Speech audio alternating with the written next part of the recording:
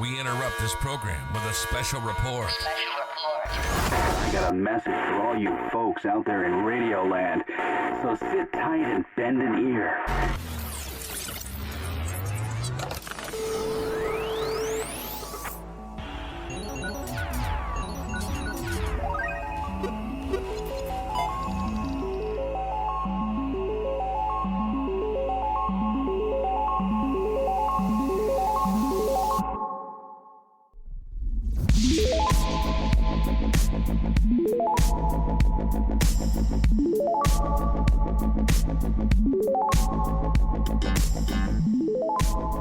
I want to live. Can we get much? Let's just mesh the two memes together.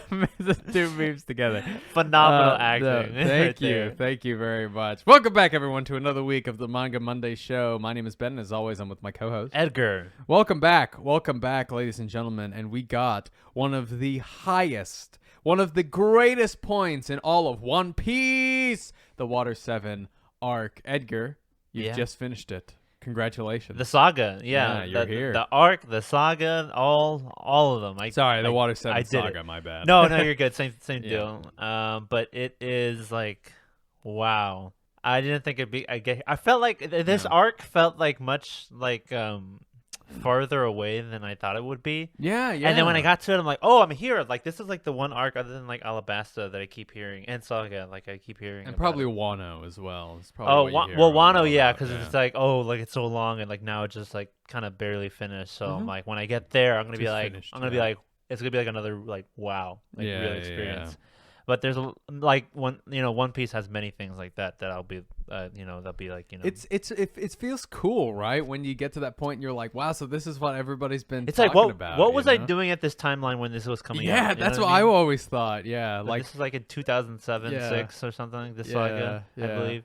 So like whenever I get to like, I don't know, like high school, like whenever chapters are coming around, then I'm like, wow, that's crazy that these chapters are coming out while I was Yeah. like twiddling my thumbs doing nothing. yeah, dude. And I was actually watching an old SNL skit last week. It was Stefan's first appearance on SNL in like 2009 or something. That's funny. And I was like, Spicy. yes, I love New York's hottest club is spicy. I love that. My favorite one is where he goes, New York's hottest club is John.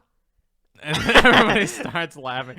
It's so good. Found I it love in an it. utter wander in a flooded tunnel in Yeah. Brooklyn or something like that. Yeah, I found it on the Upper East Side of a dumpster. Yeah. It's so good. I love that you can like it has John Mulaney reeking all over And I it. know, and the fact that we know that it's him too is amazing. But I was just watching him, and it was like 2009, and I was like, where was One Piece in 2009? Yeah. You know, and it's weird the timelines, because for me, where 2009 One Piece was, for me, that's 2019, you know, because that's just when I read the story. But it's a testament to Oda's will that he created the story that like you can read in 2020 and be like, yeah, this could be made today. Yeah, you know? I don't know if I mentioned this before on like the last time we talked about One Piece, but like I remember I have a distinct memory in like a Halloween party in high school sophomore year. Sure. It was for orchestra specifically, but I was dressed up as like I don't know something I don't even remember. Sure. But there was a guy wearing a straw hat and like shorts and like a red like vest, and I walked up and I'm like, are you like a farmer or something? And he's like, oh, I'm Luffy. I'm like, what? Who da? He's like, I'm Luffy. It's from like this show. And he showed me a picture like, oh, okay, cool, I guess. You're like, But I was weeby. like, no, but I'm like, that's so crazy that he Yeah. that he was like wearing like, One Piece existed back then. And I was like, I was like a passerby. I was like, I Hey, didn't it even know. started a year before we were born, man. Yeah. You know, so it stood us. It's like a year older than we are. Yeah, oh man, it's crazy. I wonder if Oda thought that would happen. Like people would be making like people who have grown up basically the same age as One Piece would have joined in so late and talked about it on YouTube. It's crazy, yeah. Yeah. But Edgar, you finished Water 7. In my opinion, is up to this point, the greatest arc. I mean, the greatest saga as man. a whole. Up to this point. No, I know. Okay. Up to this point. I guess I must drop it then. No, many people think a lot of people think this is the peak of One Piece, and I just watched a video that somebody said is the peak of One Piece. I think there are about 3 sagas that do better than this. At least that's my opinion. But Water 7 is really, really good in terms of all of the arcs. When you put them together, it's really a strong lineup. Yeah, I mean, here, like, you know? I would even argue like that shouldn't be like a bad thing inherently. I mean, Attack on Titans, like season 3, part 2, was like the best of all time, and I was so looking forward to even then, just like finding out what happens like in the Marley arc and moving forward. Sure. I just like always look forward to that. So it's not like a downer or anything if people call it that. But then again, that is an opinion that Water 7 is the best one. Yeah. But I do understand it because, like, man, like this is like, I'll say it here and now. I've been saying it like for the past few episodes in the podcast, but this is, in my opinion, where One Piece gets good. You know, this is when I'm like, oh, okay, now finally, I'm like, you know, when he says good for him. He knows that the story has been like the world building, the characters. It's been pretty pristine at this point, especially for I'm not saying anything manga. before then was bad. It's just definitely. it's when I got like interested in it. Yeah, no, definitely. I wouldn't say I got hooked in it, but like it has my interest. Yeah, like, you know, great. Yeah, this is awesome. So yeah, we're gonna get started here. Edgar, why don't you give us a nice opener for this first arc? Apparently Ben doesn't like this arc, which I'm like, he was like, oh yeah, there's an arc that I think is the worst in One Piece. I'm like, oh, I wonder will I get to it, and I'm like, and I went through it. I told Ben, I didn't tell him what arc I was on or like where I was specifically when I started Water 7 Saga. But I texted him once I was reading a few chapters. I'm like, Ben, these few chapters are already more entertaining than Skypiea, so I'm glad I'm over that hump. And then once I finished that, I'm like, oh, I'm done with this arc. And he's like, oh, that was the worst arc. I was like, and I was like, what? I hate it. No, I know. I'm One Piece fans on our channel can get rabid at times. No, we love you guys. But you guys, there is a video and you guys got a little bit like, you know, but that's completely fine. It keeps us on our toes. It keeps us, you know. When he says hate, it's like in his that. personal opinion, when it comes to the great arcs that all of One Piece has to offer, that's his least favorite. Yeah, I think One Piece is One Piece is obviously one of my favorite stories of all time, and every arc just has a extremely high. How do I say this? I think of it very highly. Yeah. And I think that this is the lowest of the high in all of them.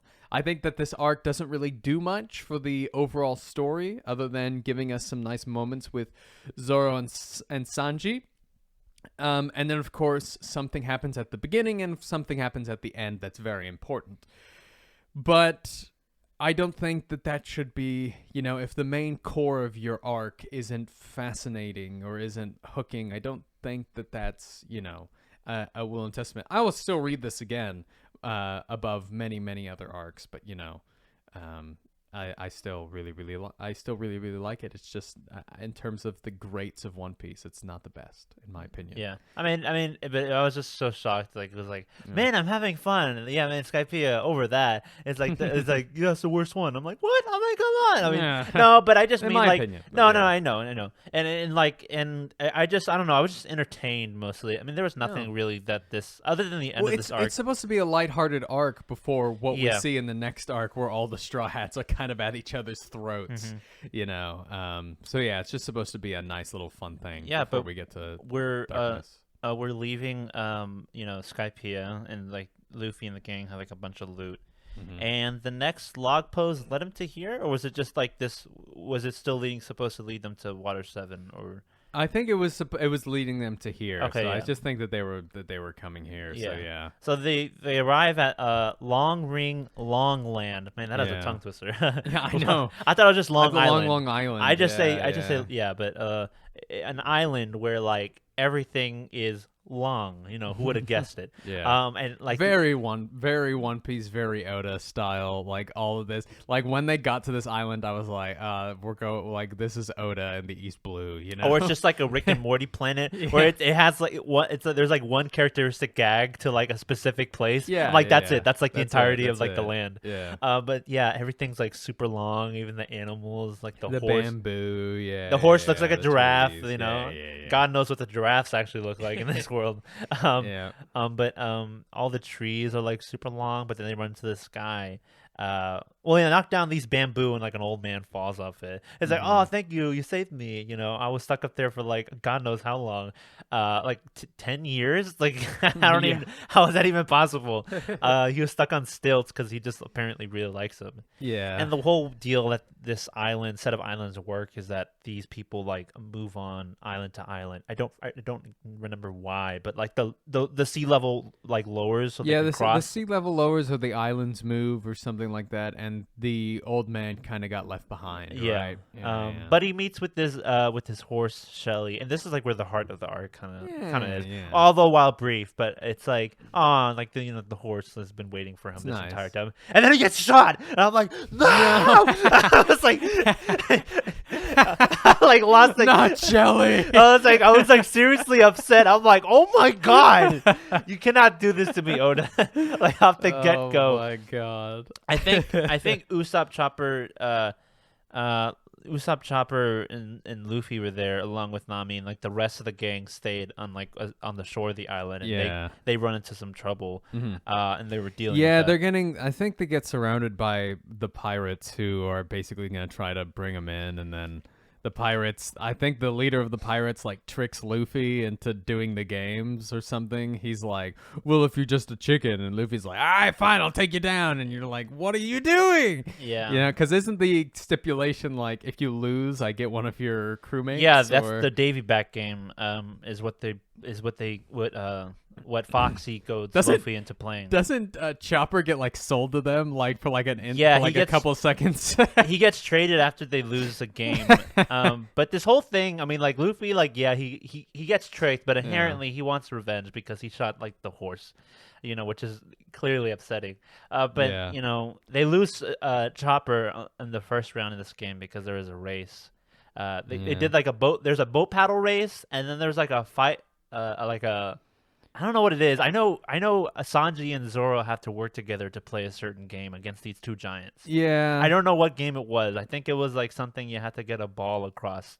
It was like a weird thing of like mixture between dodgeball or groggy soccer. ring. Yeah. Choose one of the members to get the ball, and the other team has to try and knock the opposing team's ball into the goal once. Yeah. No weapon. I just remember it was funny because like Sanji and Zoro had to like work together. I'm like, oh well, they're gonna lose. At least in my mind, I'm like, because they clearly can't work together. Yeah. But the most entertaining one was the donut race because like while Robin, Nami, and Usopp were racing, you see Usopp use like the impact dials. Very clever, and I'm like thinking, will these be like such an anomaly to the surface, to the rest of the world? You know, because like I don't think anyone else has impact dials on like on the regular ocean. Yeah. So maybe I'm hoping we see them more in the future, and like the Straw Hats get to use these impact dials to their advantage. Usopp, clearly used it fairly well to get them ahead of the race. Yeah. But you see that the Foxy Pirates are clearly like very like. Not cheaters, but like very like they do whatever to get their way. They're like they're backstabby. They're like very tricksy, and they like throw off signs to like go this way to win the race. And then Nami's like, that's clearly like they're clearly trying to lure us away. And like the pirates are like, wow, Nami can't doesn't have any trust in her heart. She's heartless, and she's like, shut up. I just found that really funny because they used that gag like 3 times. So I was having like a fun time. So I thought this was like all hilarious, and I knew it was like lighthearted from the get-go. But we get to the main, core of this arc is Luffy's fight against Foxy, and it is revealed that Foxy's a devil fruit, which he does have, is the slow fruit, and that's like a really annoying like kind of fruit power to have. Yeah. But before this happens, Luffy has to fight Foxy, and eventually they win a Chopper back. But they have to it's now like tied in a sense, so they still could lose one crew member. Yeah. Which is not good. And I think Usopp goes into what's wrong? You were going like this. You could hear the rubbing. Just like When doing you're, this? yeah, I could hear it. Oh, I okay. just don't want it to pick up on the mic. I couldn't hear anything. Okay, Okay, sorry. But you're forgetting the one most important part of this arc. I was getting to that. Yeah. Usopp apparently convinces Luffy to wear an afro. Afro Luffy, Afro Luffy, Afro Luffy. I like how you said, "Hey Edgar, don't do that thing, otherwise the mic is gonna pick it up," and you slam the. Yeah. No, but yeah, was that like a song in the anime? No, it's not. I was like, I thought it was like a meme. I mean, Afro Luffy is a meme. Oh yeah, he is. Yeah, he is. I'm like, okay, he has like an afro. Huge meme. But while yeah. he's like fighting, everyone's like, "Wow, it must be the afro." I'm like, Yeah. "What is going on here?" Like, everyone's like, "Oh, that's Luffy's next gear," Afro oh my Luffy. God. I thought it was like water Luffy. I thought that was a gear. Like whenever he just swallowed a bunch of water. Oh yeah. I guess There's a whole bunch of I guess gears. his forms are just memes, like water Luffy, Afro Luffy. No, definitely. But he's fighting in this competition. He's like basically fighting Foxy on the ship, and if you get knocked out of bounds, you essentially lose, and they lose a team member. And Luffy is trying to fight him, and then Foxy's usually clearing a bunch of tricks to get him using disguises. Really Sure. funny to the ship. He's like he dresses up as like a woman as a nurse, and he's like, "Oh, he's in the next room." I'm like, "Okay," and he's like, "Wait a minute," and then like, "It's you." I don't know. I just found it really funny. Luffy, and we'll see more of this later in this saga. Luffy just cannot look past disguises. Like, if somebody wore like sunglasses and were like, "Oh, I'm this person," he'd be like, "Whoa, yeah, that's crazy." It's the same person. Whoa. It's like real life. Exactly. But yeah, Luffy eventually can't beat him because the slow fruit essentially it slows him down so that he can land a bunch of attacks, but the attacks don't happen until after the effect happens, so he can land a million punches, and then once it stops, it's like it's like literally a JoJo, or it's like a JoJo fight essentially, or Same division. Yeah, right. But essentially Luffy getting pummeled over and over and over again, and it happens various times. I thought by the second time, I'm like, "Oh, now you're done, that's it." But it happens over, and I'm like, "Oh, bro." But I like it shows the dedication that Luffy has, because he says, "I'm not gonna lose a member of my crewmates. I'm not gonna give him up." Yeah, it's a good build up to the next arc. Yeah. More specifically, how Luffy will fight for his crew. But even here, on its own, it's I like where Luffy's he was having fun before, and then Luffy, why the heck did you Yeah. he did it. He didn't do it because he was tricked. He did it because of the horse. He wanted to get back at at Foxy, and he didn't want to lose a crew member by this point. Sure. And he eventually outsmarts him by using a mirror. I think he deflects the slow beam towards Foxy. Yeah, towards him. Yeah. Beam. Super smart. It shows that Luffy's not just a big dumb brain. He's in a fight. He can. It's very similar to Goku in that sense. Dumb everywhere else except for fighting and being a pirate. yeah. He could be smart. And that concludes the fight pretty much. And Luffy doesn't take a member of the crew. He takes their Jolly Roger. Their Jolly Roger? No, they took the flag, right?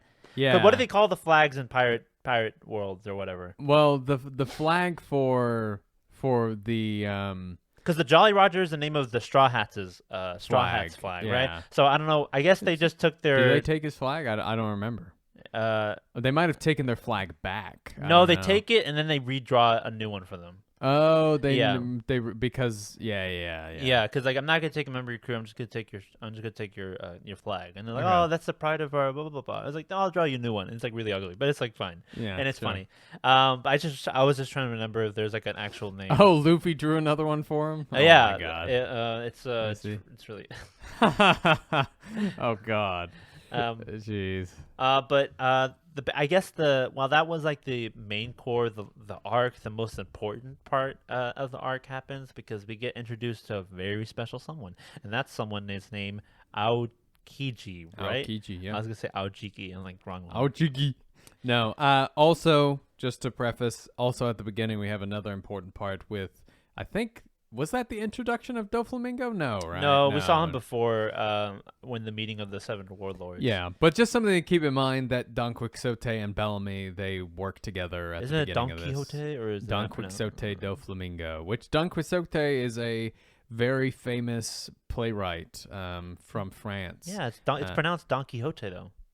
Oh, it's pronounced. You can pronounce that Don Oh. Quixote, Don Quixote. Oh. In English, it's Don Quixote, and you can say Don Quixote or whatever. It's no Alright. big deal. I did it right. No, just kidding. I did it the correct pronunciation. Yes, No, you're but right. yeah, we did get introduced to. Well, it did show them again at the beginning of this arc. We mentioned it the last time. Yeah. I mentioned it in Skypiea because I thought it was. Oh, like, right. at Yeah, the end yeah, of you it. thought it was. But nonetheless, Skypiea. that did happen. So Yeah. we're getting introduced to like important characters at the bookends of these arcs. Yeah, because that's really cool. I really like that. me too. But this one's really interesting because this one is an admiral, vice admiral. What position was he in? I believe he is a vice admiral at this point. I don't know. I might be wrong. He might have been an admiral, but I know. I mean, we at least know he's of high standing, right? Yeah, he's in the Marines, and he's and he has an overpowered devil fruit. yeah the is it the frost fruit? I think it's the frost fruit. Yeah, or the Hia no Mi. the Hia no Mi. Yeah, but I knew this one scene. Mm-hmm. So far, like I always know at least one scene from every saga, and I knew one from like it wasn't a meme. I just knew the dub moment from this. He's Oh, like, when he's like, "Oh, you got a nice badonkadonks." oh, he's like, oh my, a very sexy lady. Can I take you out to dinner sometime? And Yeah. Sanji's like, what? You just like what? Like, hey, listen, you.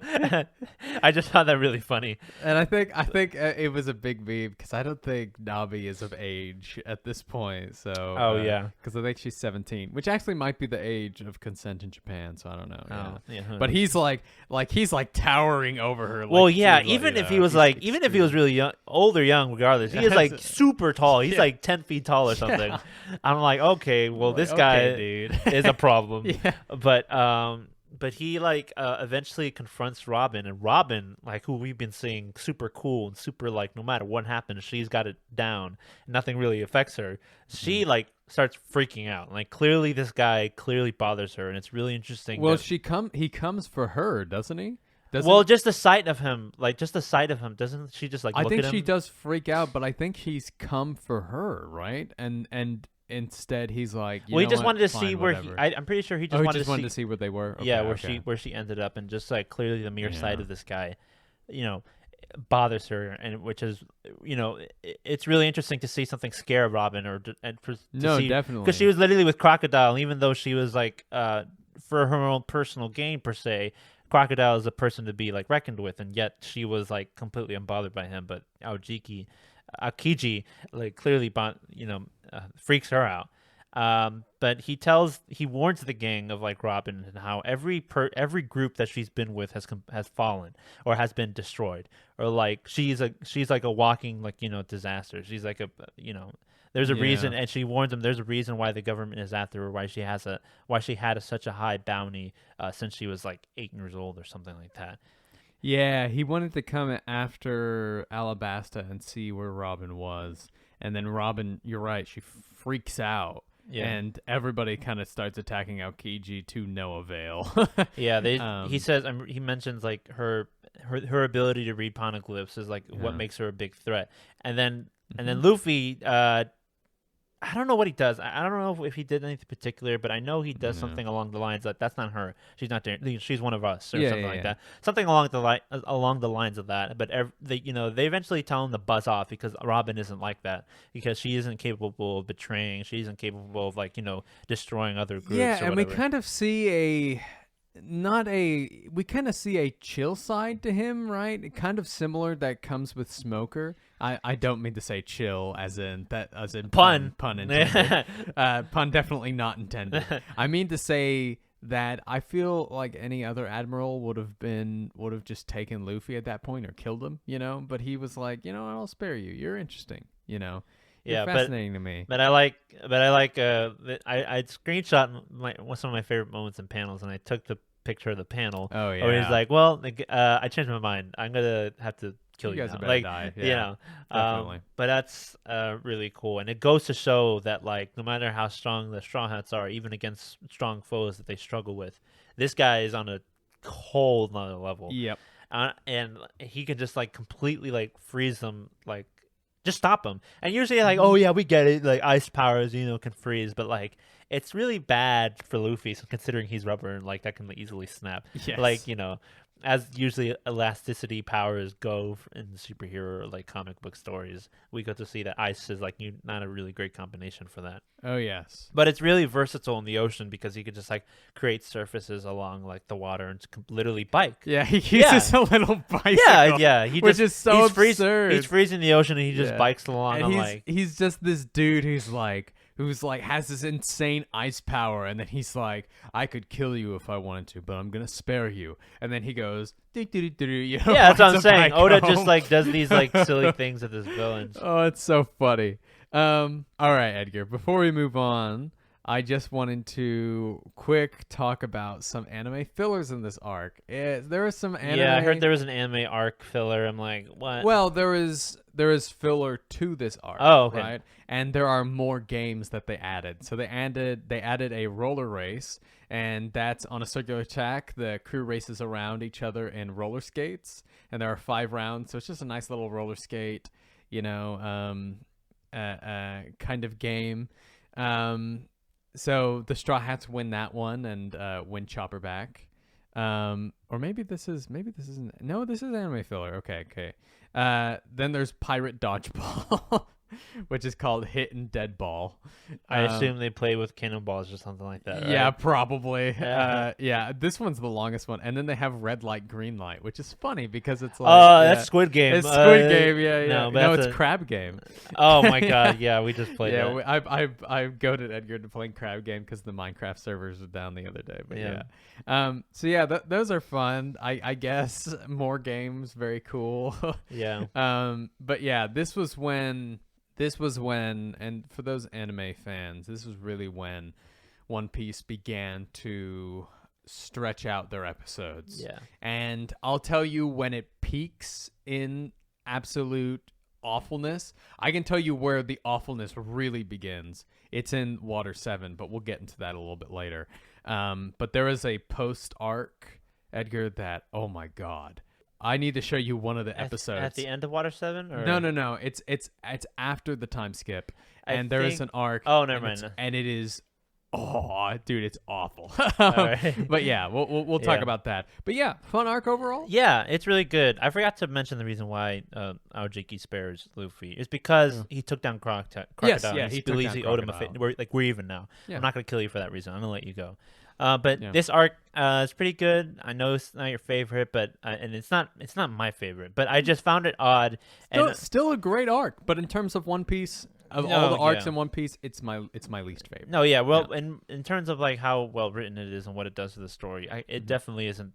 It's like the worst one per se. I Gives guess. us a nice Sanji and Zoro moment though. That was cool. Anytime they get to team up or they butt heads together, it's always entertaining to watch. Yeah. But I enjoyed it. It was entertaining. I had fun with it, and I was able to get it through much faster than other arcs. Good. So it easily got me into Water 7, which I was glad for. Good. Good. I give this arc 7 Luffys out of 10 Luffys or something like that. Yeah. It's a good arc.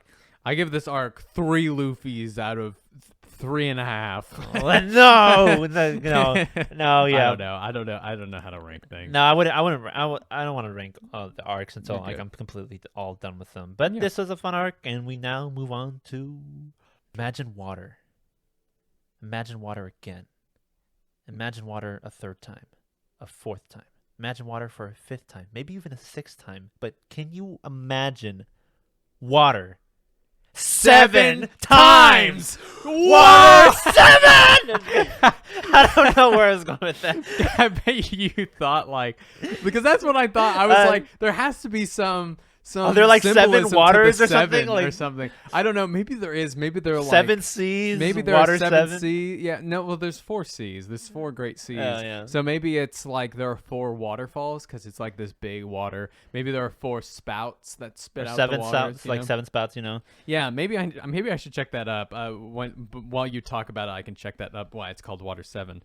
But Edgar, let me just say this: from start to finish, I really, really, really liked the town, the setup of Water 7. Such a beautiful looking and unique town. In my opinion, the most interesting looking town until we get to Wano, probably. Like, it's such an awesome looking place. It's so cool. Yeah, it's like really, just like really well, like, yeah, it's just really unique. It's like kind of like a pyramid type, kind of, for those who read Lord of the Rings, kind of like Minas Tirith in terms of like levels and like, you know, like you can like, there's certain like levels to this city and this town.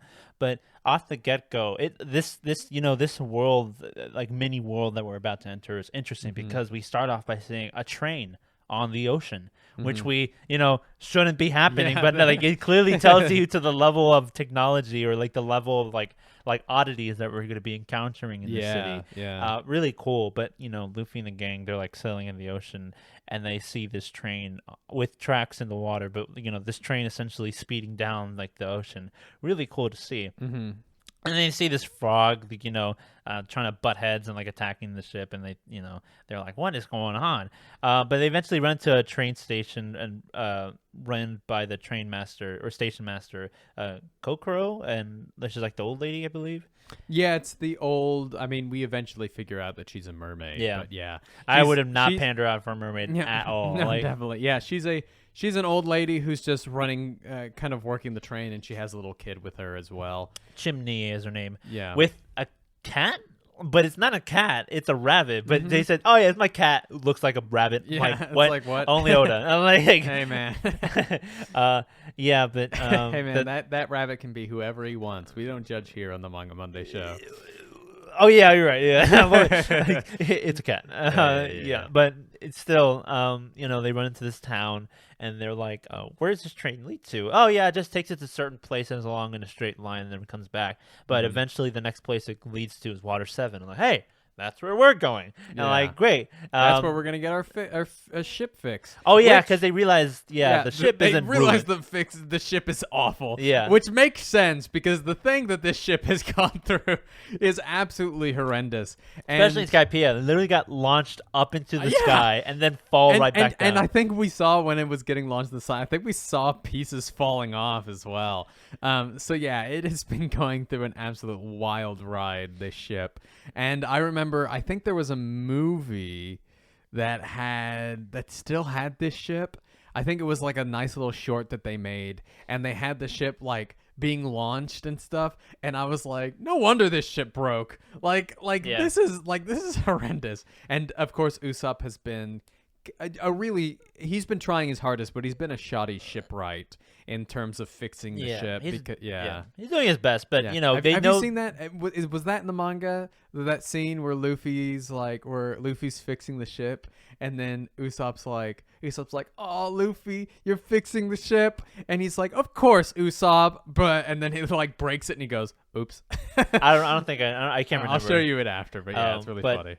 Yeah, but Usopp really cares for the ship, and and you know, go figure, because you know he's the one that's like kind of put himself in charge of fixing it, so he cares about it, you know, more than others because he has that responsibility. But, and it's you said earlier it's from his hometown. Yeah, so and it's from his hometown, and so he has a lot of attachment to it because not Vivi. Oh my God, what's the chick's name? I don't even know, but you know, the girl from his hometown. Oh yeah, I don't know her name. Yeah, he has a girl at home. You know, he got a girl. He got a girl. Yeah. But you know, his town it comes from there, so he has like a lot of sentiment towards it. Definitely. You know, more than others, and which we'll see more in this arc. Which is a great build up. But yeah, so we go to Water 7. They take the do they take the no? They take the boat. They don't. The Puffing Tom is like it's they just sail there. Yeah, they sail over there and.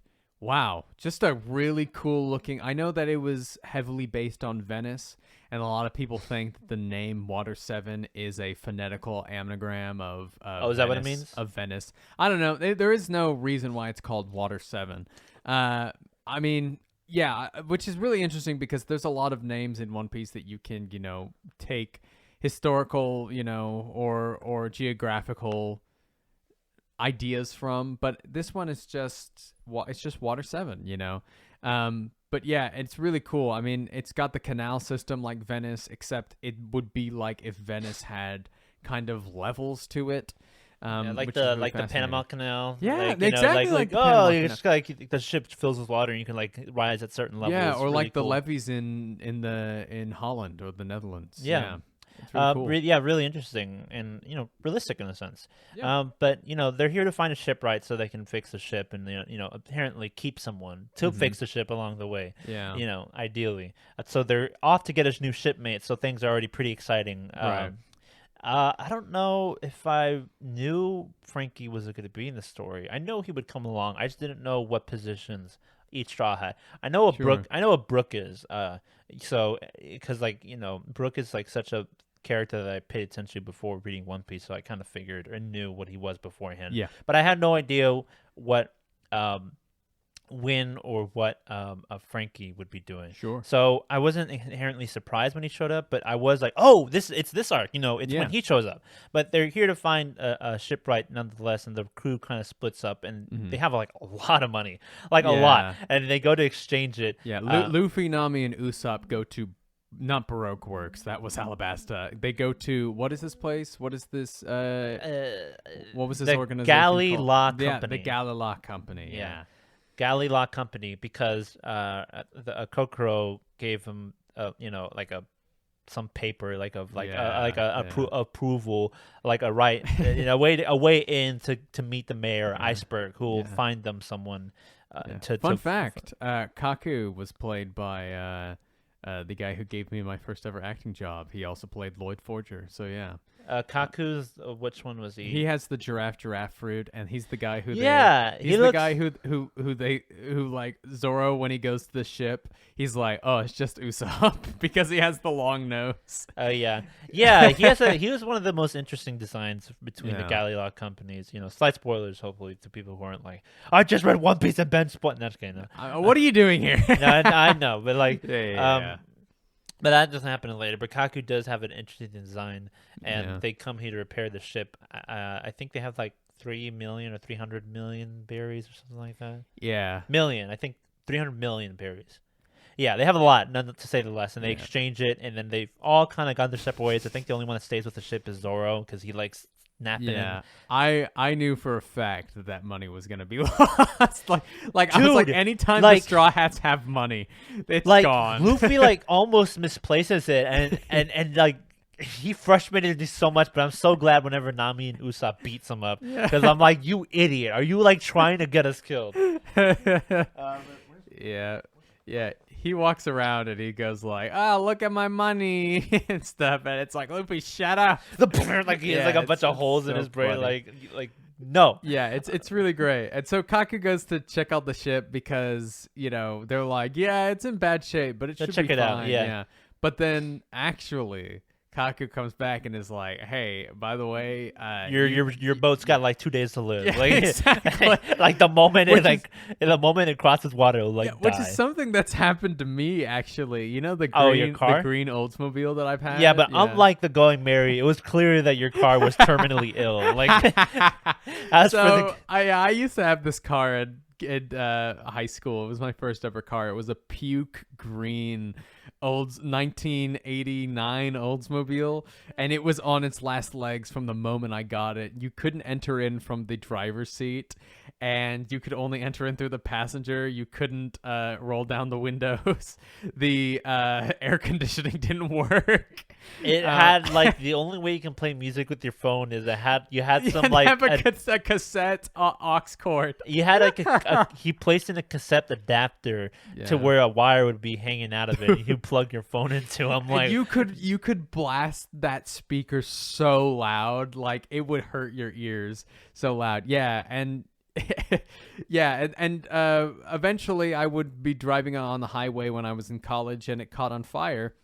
And I was like, and it caught on fire twice, and I took it to the station. I was like, "Can you fix it?" And they went, "No." They went, "You can't drive this. We'll be sending you on a suicide car." And they said basically what they said. We're surprised you got here. We're surprised you're still alive. Yeah. And I was like, "Oh." I was like, okay, I'm not gonna drive this anymore. Yeah. Yeah, but Iceberg, is here to help him out. I thought he was gonna be evil, like He kind of has that evil come over. Yeah, I was like, oh, which is interesting because it was only his coworkers who were evil. Yeah. So spoilers, like ahead, but yeah. Come on, I mean, you learn it this arc. We're building to it, Ben. Okay, Like, okay. But yeah, you're right. I really thought that something was going to be wrong with this guy, but he ended up being just well, I mean, there is kind of something wrong with him. He has a bit of trauma. Well, not wrong with him. I just meant he's going to be evil or something like that. Yeah. He clearly has a past, but Zoro, before Zoro meets up with with Kaku to tell him what's wrong with the ship, we run into some nasty people.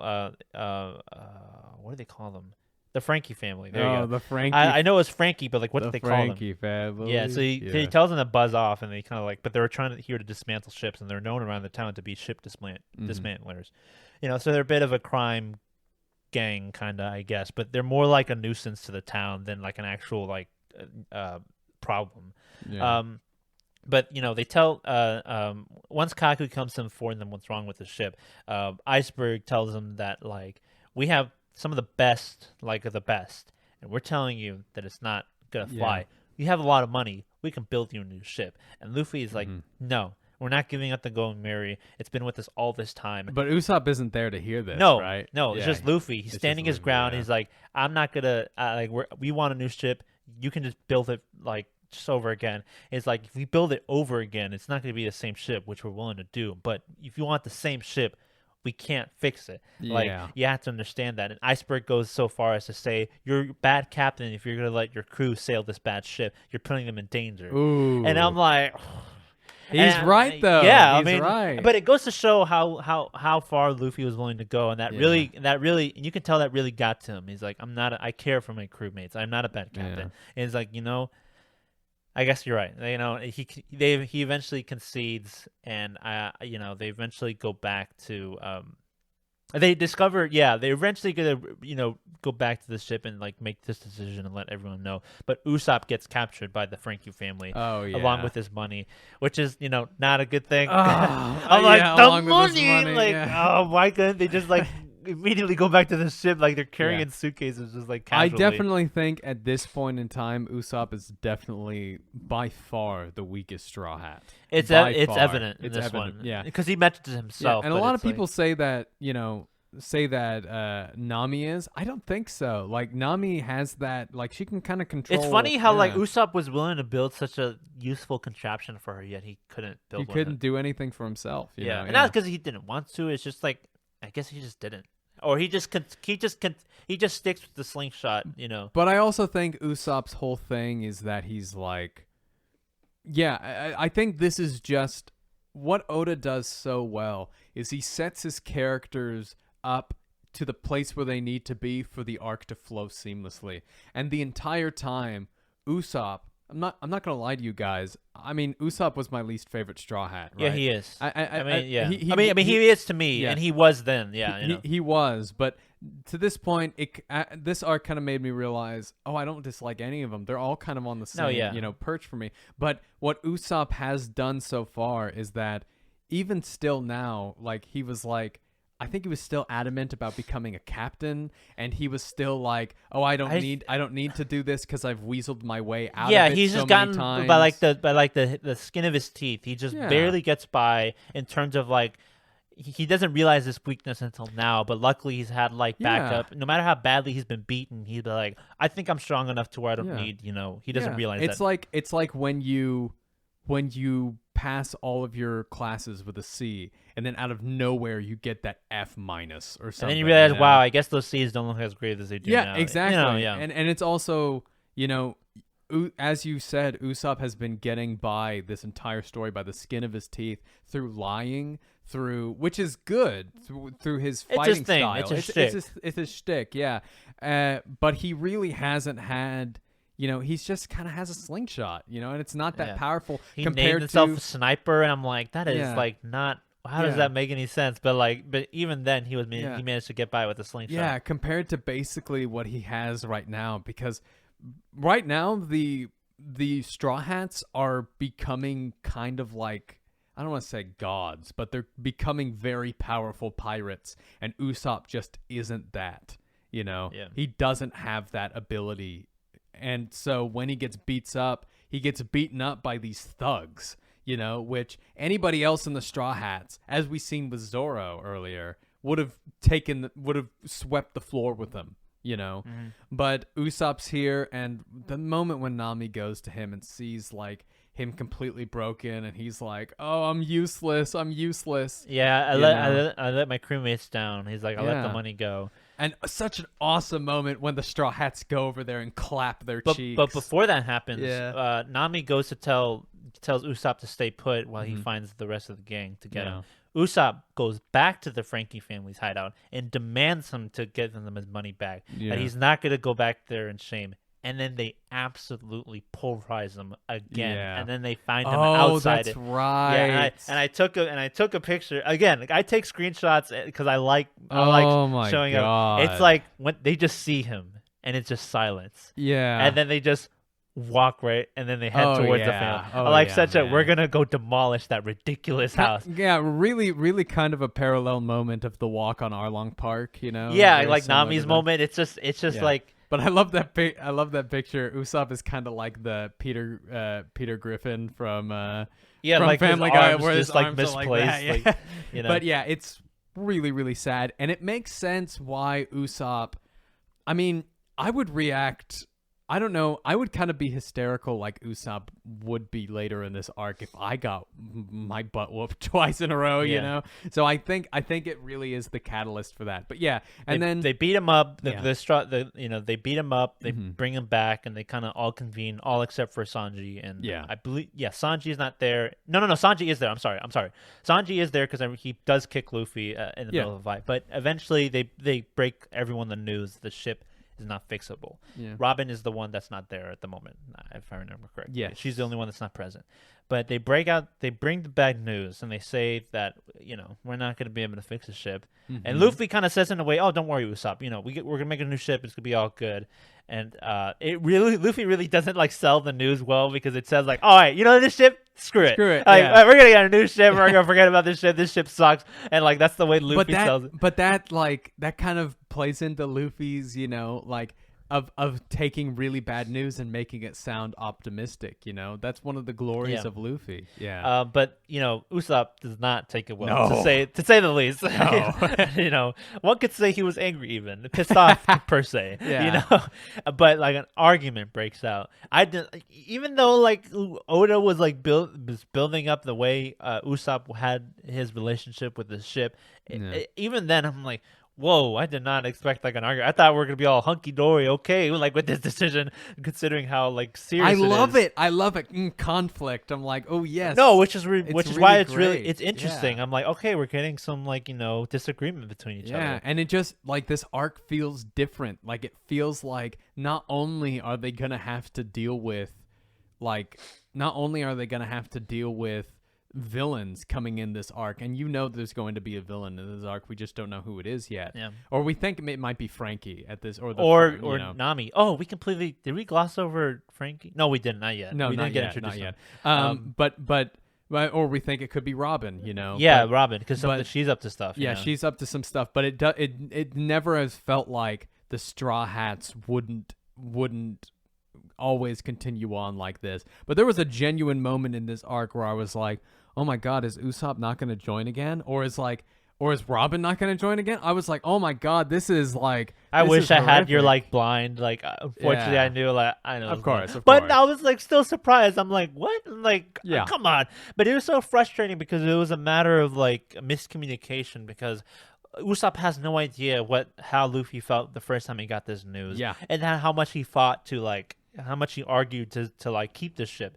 And then like Luffy kind of like also doesn't know how Usopp feels for this ship per se, and they're like miscommunicating badly to the point to where it starts getting physical.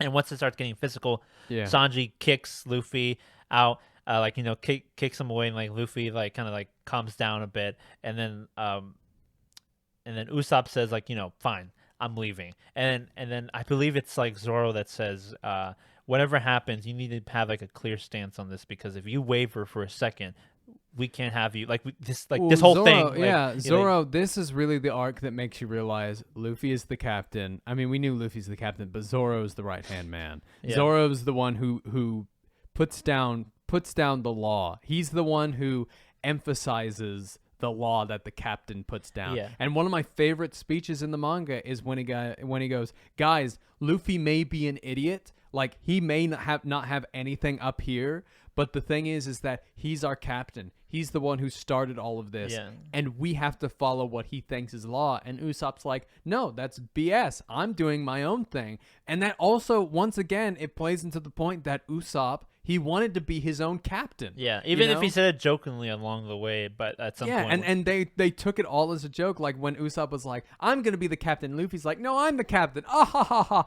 And now those laughs turn into genuine issues. Yeah. Which is really, really, really good. Especially since Usopp and Luffy are the youngest, or not other than Chopper, but they're the same age. Wait, Chopper is younger? Yeah, Chopper's 15. How old is Nami? Luffy and Usopp. Nami Luffy and Usopp, I think, are 17, 16, and then Nami is I know Nami's a year older than Luffy. By the way, I was surprised on how old Frankie was. Like, Yeah, I did Frankie's not about like peg him. 28. Yeah. No, he's like 32. Oh, or he's something. 32, Yeah, yeah, or something yeah. along. He's like in his 30s, Yeah, like yeah.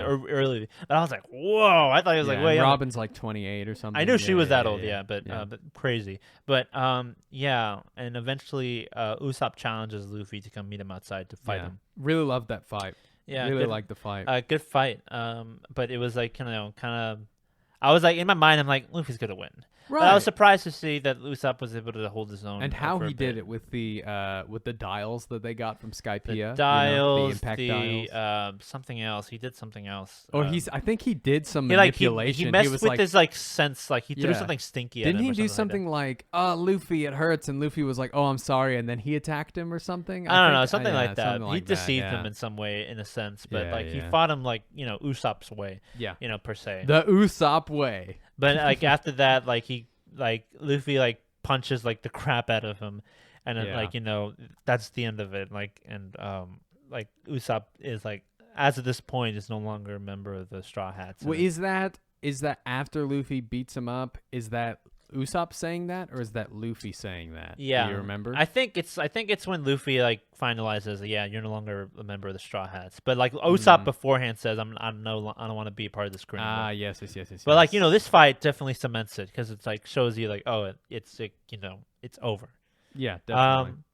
And what happens after this is I'm trying to remember what happens. Well, I know it's the whole Robin issue, but let's Yeah, just, so Kasanji goes off to like find, or he goes to find her, I believe. But yeah, let's go to the part where Edgar, this is my favorite entrance of any anime character ever. It's Yeah. the one I can smile about. It's the one I could always laugh about. It's the one that Yeah. always touches But me. mind you, the things that starts off these events is over this night. Like a tragedy happens. The mayor, right. the mayor is shot, or Yes. at least there was an attempt to kill him. Luckily, he survives. But like everyone is like in uproar. Everyone is like losing it. Who the heck? Who would hurt our mans? Like who Oh, sorry. Luffy lets Usopp have the going merry. I forgot about Oh yeah, that. that does happen. Yeah, Yeah. he goes, yeah, you can have it, and then the rest of the team find like a hotel to stay in. Yeah. Because the morning of, or like they kick him out because the blame falls on the Straw Hats, because the mayor saw Robin who made the attempt on his life. Yeah. So like the Straw Hats are now framed for the murder along with Robin on the mayor. Not good. And that's when it happens, when they're in the midst of this big crowd. Yeah. Someone appears above the very tall bridge or something like that. Ow! Water 7 #1 superstar. Come on, guys, say my name. No, we hate you. I love that scene so Really? much. Like, Yes, I love that scene so much. And he's Luffy, like, I literally sent you a picture. Like Luffy's reaction to Frankie was my reaction. He was like, like Yeah, okay, he and was like okay, yeah, yeah, like oh god, I love it so much. And they're like everyone in Water 7, it's like, oh no, it's this guy. And god, the I love the sub actor, but the way that they wrote the dub is so well, and the fact that it's Endeavor's voice actor is when he told me, so I was funny. like, what? It's so funny. But like my favorite line of his is when he's like, ugh, what a bunch of noisy flies. And then he like does like this nice little dance, and he goes like the Frankie and stuff. Oh dude, it's so good. I love that scene. And then he goes like, Straw Hat, or the sub he's Mugiwara, Yeah. So in nationalities, we've talked about this, right? That the Straw Hats each have their own nationality. Do you know what nationality Frankie is? Russian? No. I know Luffy's is Brazil. Sanji's is French. Mm-hmm. Is Usopp is somewhere in Africa, right? He's African. Yeah, Yeah, African. that's I mean, obviously, I don't know the exact country because Africa is not a country. Well, Like, I think Oda said African, and that caused a bit of discourse. Oh, With okay. people, all right. Well, that's what he said, not us. Like, Yeah, exactly. And then like I think Chopper is Canadian. Chopper's Canadian. That's why people want Ryan Reynolds to play him in the live action What? One Piece. And they'll probably do it. They probably will do Oh it. If my they get a God. season 2, I don't think it's going to make it past that. But Oh yeah, I forget they're only adapting the first saga. Yeah, Like, the first saga in like 8 episodes or something. well, they're somehow. like long. They're like 50 minutes. It's like a mini series, right, or something like Yeah, that. it's gonna be so bad. All right. Yeah, and then Zoro. Hey man, Oda's behind Yeah, that work, oh, so whatever, you never shut up. Yeah. Zoro is Japanese. Oh yeah, duh. Like, Robin is. Say it. wait, hold on, hold on. It's either Italian, German, or am I getting close? Am I Europe? You are getting close. It is in Europe. It's not Spanish. Mm-mm. Is it like northern or southern? It is northern, but it's eastern. You guessed it already before. But Oh, for a Russian. different yeah, She's Russian. Yeah. Okay, and gosh, who else am I missing? I don't want Come to. on, but what other country could be as flamboyant? Oh, American. Yeah, he's American. A guns. And when I heard he was American, I was like, "Oh my god, he is! He has the Elvis hair, and he has his." Oh, his baby. yeah, Oh, I'm surprised they didn't do an Elvis impression just for Frankie's voice. Yeah. I think I mean, what the hell? Yeah, Like, I'm Water 771. Yeah, but he has like the hair on his forearms Yeah. and stuff. Yeah, he's so funny. Man, I love Frankie. I think he's the most underrated of all the Straw probably Hats. the most flamboyant and Yes. more like eccentric of the Straw Hats. I think he adds something to the Straw Hats that was so underrated that I was like, wow, like his the comedy of Frankie is so amazing. I love him so much. Yeah. And then his 2 side chicks who look like they belong in Minecraft. Yeah, like the Yeah. Minecraft microphone afro Yeah, heads, yeah. Yeah, definitely. but But yeah. yeah, and so they have a nice little fight between Luffy and Frankie reveals that he's a cyborg. cyborg. I'm like, yeah. what is it? Normally, like if you really cared about the world building in One Piece, this is like where I Yeah. would check out because I'm like, what is Oda? What are you doing? Cyborgs? Like, what are we? Where are we now? I was okay with the transponder snail, which still hasn't been really explained. At least I don't remember how they work. But Yeah. they're like phones. I'm like, okay, I guess. And like cyborgs, all right, I'm out. Like but I didn't really care. But I kind of rolled with it. You know what I mean? Yeah, definitely rolled the button. But he's not a cyborg like in the sense that he's like a whole bunch of buttons and numbers and stuff. He's a cyborg in the sense of like he has pretty primitive, stuff in terms of like quote unquote primitive. Like his arms can like detach and stuff like that. He rolls. He runs on cola. Yeah, he runs on cola. Yeah. He's like, why cola? Because I like cola. I'm like, what? I'm like, I love it. It's so funny. But yeah, and so after that we have this whole thing with the Galila and I think Chopper and Sanji run into Robin, Mhm. and they spot her, and then she eventually says that Robin's clearly something's wrong with her. Yeah. And she essentially tells her that she's leaving the crew and she no longer wants to be with them. And doesn't Luffy meet Iceberg and he kind of tells her, tells him Robin did it. Robin He villain. speeds. Yeah. I think at first the gang's how are we gonna get in there? And then he takes off and then he speeds through all the defensive quite hilariously so. And then he gets and then eventually he lets him in practically and then and then he says it's Robin and then Luffy says I don't believe you. Yeah. A really nice moment, Luffy. Sorry, I just read. I forgot that this happened. That Frankie kind of loses Luffy. Or he doesn't lose to Luffy. He loses Luffy in that fight, and he decides, I'm gonna kidnap Usopp. And Usopp's like, why are you kidnapping me, dude? They don't even want me anymore. Leave me alone. Poor Usopp who keeps getting he gets through it this manhandled by the Frankie family. Bro, there's only one other arc where he goes through it worse than this, and that arc is the funniest thing ever. God, it's so funny. I can't wait till we get there because that arc is just a barrel of laughs in every Usopp moment. But poor Rip Usopp this arc though. Yeah, exactly. Yeah, but they eventually capture them, and I think their logic is that when they capture him, he's before they capture him, he's just start saying, "Oh, we captured Usopp. Come over, Straw Hats." I'm of course, okay, yes. Yeah. But Luffy eventually, confronts.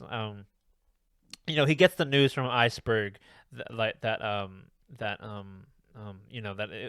it was Nami, not Nami, sorry, that it was Robin. Mm-hmm. And he's I don't believe you. And they eventually convene and they tell them this news, and the rest of the gang can't believe this. And I think Chopper catches up with them. Yeah.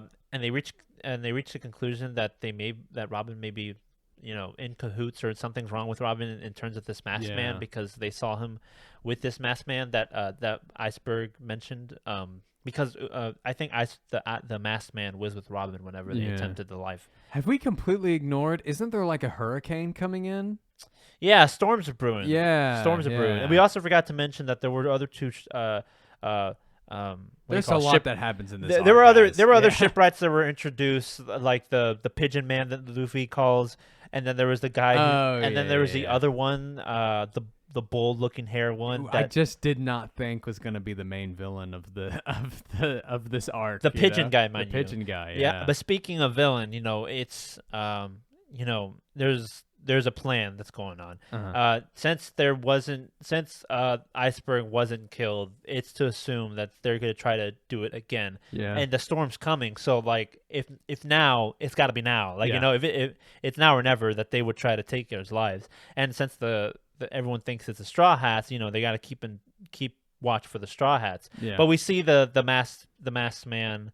We don't see him, but we see him they're about to strike again. They're about to go kill an Iceberg finally. Cool designs. I thought they were just gonna stay that way, but I had no idea who the masked people were. But Robin, I was I even though we see her doing these things, I still didn't really feel betrayed by Robin, but it was still upsetting to see the Straw Hats starting to split apart, especially with Usopp leaving. Mm-hmm. Yeah. And basically after this, it's just a whole bunch of pandemonium with Cyberpol. They chose a great time to do this, especially with that storm coming in.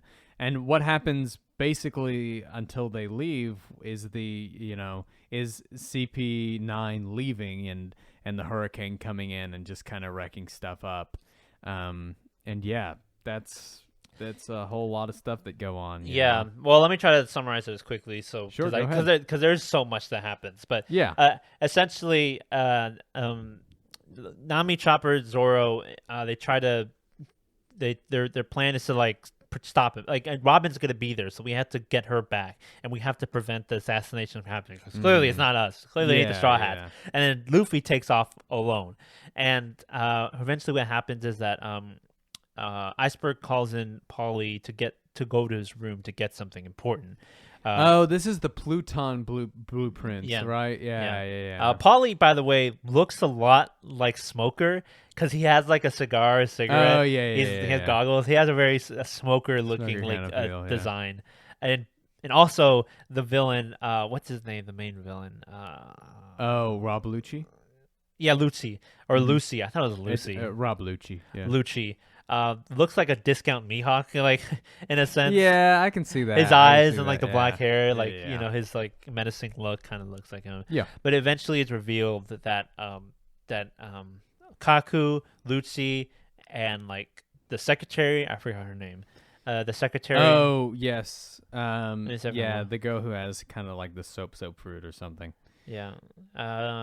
Gosh, Ben, that doesn't happen till next arc. You just keep ruining What? it. Dude, come on. No, I know, but like They Khalifa. There you go. Yeah, Khalifa. Khalifa. They know that this is like that. This is not supposed to be a play-by-play. This is just supposed to be our favorite part. No, I so- know. It's just like, but like, could you imagine like someone? Oh, review! I just finished it. Let me hear this review. Like, I like spoil something for the next arc. I'm like, Yeah. bruh. No, but I get you. Like, Bro, come we on. don't roll like that. Yeah. But yeah, eventually, like, havoc breaks out as the Straw Hats try to enter, along with Paulie trying to get the blueprints, and then it's at this moment that where it's revealed that the bad guys are other shipwrights, and Paulie is like, how could you, like, blah blah blah. It's like it's Kaku trying to It's stop like, them. How could we not? Yeah, no, the perfect plan. Yeah. And it's revealed that the Pluton is essentially a ship design that's not built yet, but the blueprints are there. Yeah. A ship that is absolutely supposed to be like massive or super like destructive. Like it's a weapon that could match the weapon that's hidden in the poneglyphs. Does that weapon have a name? No, I don't think so. Well, yes, there are. You'll figure this out later. I don't want to say what their names are, but I actually only just figured it out recently. So yeah. Oh, okay. Well, apparently the weapon that's hidden in the poneglyphs, the only thing that can match it is the Pluton. Yeah. And the government wants it because they want control. Of course, they want it. Yeah, they're a government. They say they want it so they can stop the poneglyphs weapon from happening, but at the same time, like literally, if you get it, then like it's like it's literally like a nuclear situation. Nuclear bomb, it's like, oh, we're building it so you can stop it, but literally by you building them is a danger within itself. Yeah. You idiots! Like, can't you see? Are we the bad guys? Yes, you are. Yes, you are. The government sucks to sum up. But essentially, they get away. Again, Cypherpole with the blueprints. Well, there is a switcheroo. The blueprints that Paulie gets are fakes, and that they were supposed to, and that someone else has them essentially. Yeah. And it's revealed that Frankie has them. Yeah. On their way out, I believe they try to attack. I believe Frankie tries to attack them because he recognized them for who they are, and they kind of. Then Lucci reveals that he's cut a flam, and Yeah, but and that he before worked with there's Tom an and interesting stuff like that, conversation yeah. between Iceberg and Robin that like. Oh, really? He mentioned something that I took a picture because it seemed interesting because we got a glimpse into Robin's backstory. Yeah. Like he's telling him that you hurt people, you should die. Lots of backstories in the span of this saga. Iceberg says you saw the fate of the demons of O'Hara and you still want to chase off history. What do you know about O'Hara? I'm like, what is this? Demons? They called Robin a demon because I believe Aojiki calls Robin a demon as well. Aokiji. Aokiji. I'm sorry, I keep messing it up. I believe Aojiki, isn't that like the monkey from Lion King? No, that's Rafiki. That's Rafiki. Okay, Aojiki's a name from My Hero, right? I don't know. It's someone I don't know what but to say but there's interesting stuff going on with Robin and her backstory that seemed interesting. Yeah. I'm sorry, I gotta look this up real quick. There you go. Not Kiji, Aojiki. I guess it's nobody. I guess I just keep messing it up. But nonetheless, yeah. They eventually figure out that it's Frankie. I guess because the secretary has someone in the books named I don't know how the way this is when I got kind of confusing when they explained how they knew it was Frankie, but essentially it's because there's only there you go. There was only Iceberg worked for Tom, who is like the greatest ship because like the greatest shipwright of all time. Yeah, because like Tom wrote the blueprints, and there was only two people that worked for Tom. It was Iceberg, and it was someone named what was Frankie's? Cutty Flam. Cutty Flam. There you go. That was his real name. Hilarious name. Yeah, hilarious. I love it. And I think that Iceberg accidentally gave away Frankie's real name is when Cutty Flam, Cutty Flam apparently died and blah blah blah. There was some mix-up, and that's what gave it away. I guess you could say Cutty Flam did die, and Frankie was born. Yeah, like it's like the meme. Like this is when Jimmy McGill died and Saul began. Yeah, and Saul began. Literally yeah. any moment you could say. But Anakin died, Darth Vader began. Yeah, but Yeah. it's not that serious. Like Frankie is still Cutty Flam. You know, it's not as symbolic as that. Yeah. But yeah, no, definitely. And they confront there's some like talk between Usopp and Frankie and the ship while he's captured, while they're waiting for like, don't worry, anytime my guys are gonna bring the Straw Hats and they're gonna bring you here. He's like, don't you get it? I'm not one of the Straw Hats, they don't care about me. Yeah. And they have a nice talk between about the ship and what it means, and we start to realize why Usopp cares more about the ship than others do. yeah. Well, But the idea of like a ship having a soul, that is a big theme of this saga, you know. that was a another ship moment having that a I was soul. frustrated with Usopp. I'm like, why didn't you tell anyone about this? Yeah. Like, yeah, they might not believe you, but like, that's They something might be you crazy. Hey bro. guys, I showed up and the ship was building itself. How do I not tell you guys this? Yeah, You know what I mean? exactly. Yeah. But they start. I don't know what they exactly call it, but it's like the spirit of the ocean. It only does it with ships that have great importance or that like or something like that. With I think with crewmates who are, you know, Loving or their- something. Yeah, Passionate. their personalities become so big that the ship gains a part of it. And creates its own soul, which is actually something that we see in One Piece Film Red. So, Oh, yeah, we do? Really interesting, yeah. Oh, nice. Yeah, really nice moment. And then like eventually Frankie's telling the same thing to Usopp once more. Yeah. This ship is a wreck. Like, and then he like throws him down, and you could see like the I don't know what the part, not whole, but like the very like center core of the ship is Yeah. like the spine of the ship essentially is like deteriorating. It's Yeah, cracked, yeah. and it's about to give in. And this is like when Usopp like, Realizes he Yeah. messed up. Yeah. well, it's like he messed up, and it's like he knew it all along, but he's been convincing himself over and over again, and it's like proof. I'm like, I was trying to believe it even then, even though everyone's been giving me the facts, but like this is a moment where like my reality, my fantasy has been shattered. Like I have to face reality. Yeah. And yeah. like now he regrets everything and he's like in shame. But you know, CP9 bursts in and captures them both. Yeah. And This, I believe this is where the train is docked, right? Isn't this where the this is in when the last workshop? train's about to leave. Yeah, Like the yeah, last yeah, train's yeah. about to leave, and it's been like taken over by the government. Yeah. And like it's only heading to one place, Enies Lobby, to which they've hinted at, I believe. But the CP9 have been shown to have powers. I don't know what their techniques were called. It's like 7 Yeah. powers or something like that. Sure. Like they have 7 techniques. Like I only remember Oh yes, the 7 power techniques. Yeah, I completely forgot about one of them's this. like finger bullet or finger pistol, like Yeah. something like that. I'm not gonna lie to you. Cool. You forgot him? Yeah, I mean, I feel like they kind of lose importance as the especially since they are revealed to have devil fruits. But you know, I think that it was interesting at first, and maybe this was supposed to kind of give Luffy. I believe I read this somewhere that this gave Luffy the idea for gears. But anyway, I mean, Yeah, let's that's keep yeah. moving forward. Sorry about that. No, yeah. that's okay. The storm's like blowing through right now. Now now that Robin's essentially captured. Oh yeah, I completely forgot. Robin tells Iceberg why he's doing this, and he tells the Straw Hats why. Yeah.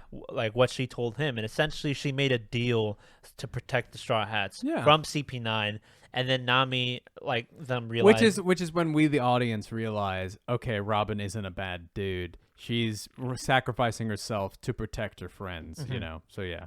really nice moment. Yeah. Now they're all wrestling. Zoro's lost as usual, and Yeah. and so is Luffy. I'm surprised Luffy gets lost too. I wonder. I guess it just happens more with Zoro, but like I'm wondering by this point, if that meme was starting, I'd be like, guys, Luffy's lost I think too. Luffy gets lost because like villains place him in precarious positions. I think Zoro just gets lost because he doesn't know where to go. I guess the meme with him is that he's lost because he's not as dumb as Luffy, yet he still manages to get lost. Because yeah. he's a smart guy and like a normal guy who's an excellent fighter.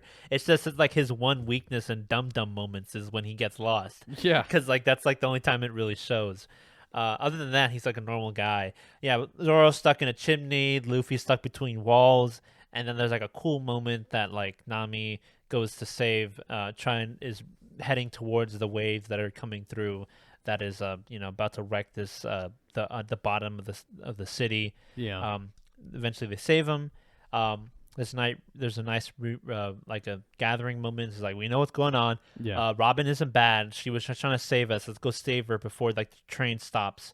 And then they head there, and it's eventually too late, unfortunately. But Sanji was waiting at the train station the whole time after Robin told her to leave him alone, that she'll never be with him again. Smart brain Sanji was waiting by the train station and gets on board the train along with Robin and with the captured Frankie. Smart and boy. Usopp. It's a clever girl. Clever girl. Yeah. Eventually, Sanji breaks Frankie and Usopp of their bonds. While the Puffing Tom is on the way to Enies Lobby. Whoa. You skipped a whole bunch. What? Zoro's Frankie's backstory. Oh my god, I completely forgot. It happened. Because it happened. Yeah, I'm sorry. Real quick. I mean, this is just for the podcast, but this is going to be the end of part 1 for Water 7. No, because Water 7 still has the train segment before they. Yeah, I know. But this is, in terms of our video, like small video essays, this is going to be the end of part 1. No, the backstory and the train happens before the end of the arc. I know.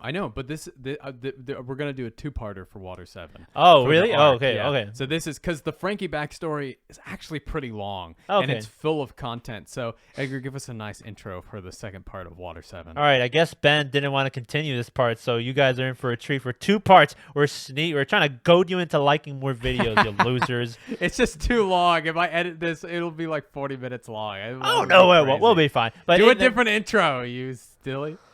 Oh, guys, remember water, but 7 times. All right, that was the intro. Frankie's backstory. Yeah, he gets knocked out by Cypher Pull, and he kind of has that backstory moment, which is what we. I thought it happened during the conversation between Usopp. I guess it's when he gets knocked out. Frankie kind of tells him, "Hey, like." I thought it happened between the fight between Frankie and what's his face. Who? Frankie and Lucy. No. Frankie's backstory happens after he gets knocked out. And he gets knocked out when Cypher Pull break through the wall. So they break through the wall, and so they break through the wall and look for the Pluton blueprints, and Frankie gets kind of knocked out, and then we jump back to the past 22 years ago. We're a young Frankie. I really like young Frankie's design. He looks like a little mischievous, like snot-nosed kid, but like the good kind, Yeah. Luckily, we figure out what Frankie. Well, we don't figure out. We look at Frankie's past along with the other Tom's worker, Iceberg, and then the frog was there too. You remember that one? I don't know his name. Yeah. It starts with the Y. Yaku, something like that. Yeah, the frog was there too. There was a companion. They were kind of like a family of sorts. Yeah. Tom, the girl who was, or the who we didn't know was a mermaid at the time, but the girl who runs Kokoro or something. Yeah, Kokoro. Yeah. She was like a friend of Tom's too, but Tom was a fisherman. I didn't. Tom was a fisherman. Neat little fact. Not all fishermen are bad, Yeah. But what was really interesting is that there was essentially. Why did you think all fishermen were bad? Whoa! I have to explain it. Whoa! Arlong Park, buddy. Whoa! My only. Okay, well, making assumptions. Oh, here. come on! Stereotypes. Yeah, look at this guy. All fishermen are violent. Wow, only 3 fishermen you saw were bad, and now. Hey, buddy, I have a friend who's a fisherman, and he's okay with me saying that. Don't worry, guys. I'm friends with the fishermen. No. Oh man. But literally, my only experience with fishermen were bad. So yeah. I mean, with how simplistic One Piece can be at times, you can see that. But Oda does a really good job of making sure that, very similar to how it's like with giants. So I mean, maybe we've run into some. I mean, although violent giants, they're friendly. So maybe we'll run into a giant who won't be so friendly. Yeah, definitely. Yeah, I completely agree with you. So at some point, Tom is set to be executed because he built the ship for Goldie Roger, and I guess this was along the time. Yeah, because Goldie Roger wasn't executed that long ago, right? It was like 22 years ago. Yeah, Oh wow! that's So what they yeah. said, I keep forgetting. Like, I thought it happened like so long ago. No, So the Age of no. Pirates, I guess, was like is only lasted 22 years. I've been thinking it's been like hundreds of years. Yeah, and so Goldie Roger, he was along. So who knows what other characters know Goldie Roger personally? We'll figure that out. But really interesting person Tom is now Yeah. since he built the ship for Tom. Since Yeah, he built the they ship for Goldie invited Roger. him on to be a shipwright, but he was like, no. Or maybe he was with them for a couple of years. I think He was, yeah. Yeah. But nonetheless, they want to execute him, and he says, "Oh, wait." And then everyone's like saying, like, no, he's not a bad guy. He's done a lot. He's Yeah. built Water 7 and blah blah blah. And then I think Tom is able to. I don't know who convinces the judge, but eventually Tom makes a deal with the government that he's able to build The train. at the train essentially. Finish the train. Like at a certain amount of time, and by this time, at the end, if it's like good and if you've done well, or whatever, then we'll spare that execution. Yeah. Good deal, right? Because Tom is a good guy, and he's not gonna do anything Yeah. bad. But the government, what do you know, sucks, and they have to meddle in with things, and then you get the CP5 with Spandam. Yeah. Very stupid looking guy with a metal nose or whatever. They want blueprints to the what do you call it again? What was that? The blueprints to what was the name of the ship? The bad one, the big one, the ultimate weapon, the Pluton. Pluton, yeah, right? Because that's what they're after as well. Yeah. They're after the Pluton weapon too, and they believe that no, they just believe that that Tom has it, and they're trying to get him. They're trying to get him to do it, and it doesn't work. What do you know? But at the end of this time period that Tom builds the train, which is successful, the judge's ship, now board. Frankie is known to build a bunch of ships that are, pretty violent warships looking like, and like tell him, hey, probably shouldn't be doing that. These weapons could be very harmful. And Frankie is like, whatever. But he builds them nonetheless, and he just I leaves. love your Kid Frankie impression. Whatever. I haven't seen the anime of Kid Frankie. Ow! But good smell, flavor. I love Frankie so much. But he leaves them like at the edge of the wherever, I don't know what you call them, the junkyard of ships. Like he just leaves them there. And he said you probably shouldn't leave them lying around. And like he said, it's like, I don't, they're not gonna do anything harm. I'm not building them for that reason. But once the judge's ships arrive, the government ships arrive, he's like, hey, wow, you did a good job. And then bam, destruction starts happening. They're coming from the warships that Frankie built. And then he's like, but they're not. They're not Frankie. Like, we're not doing that. Why would we attack the ships? Why would we attack the government ships on the day that Tom is to be freed? That doesn't make any sense. Well, why would the government attack their own ships? It doesn't make any sense. Yeah. But little would we know that the CP9 groups are like, they're like spies and like people that would do anything for like. They're kind of like the FBI. CIA more like. CIA. Sorry, that's what I meant. Yeah. They work for the tippy top that would do anything, even they're hurt down their own. to do some nitty gritty stuff to make things beneficial for the people at the top. Yeah. Yeah. All this to get Tom out of the way, right? To get their plans. To get their hands on the Pluton plans. Yeah, to the Pluton plans. And eventually Tom is about to be killed again. Is like, well, we can't really, that ain't good. This is, they're gonna blame the blame on Frankie and Iceberg, and then Tom steps in and is like, no, these were my ships, or something like that. And so Frankie, God, it's so sad. Frankie thinks that he basically killed Tom, and Iceberg thinks that he did as well. Oh, it's so tragic. Yeah. So he has big brain idea alert. Yeah. It's like, I want to use I want to do something. I want to use my my free execution for God. What does he do? He had a big brain idea alert. What was it? Let's see. Oh yeah.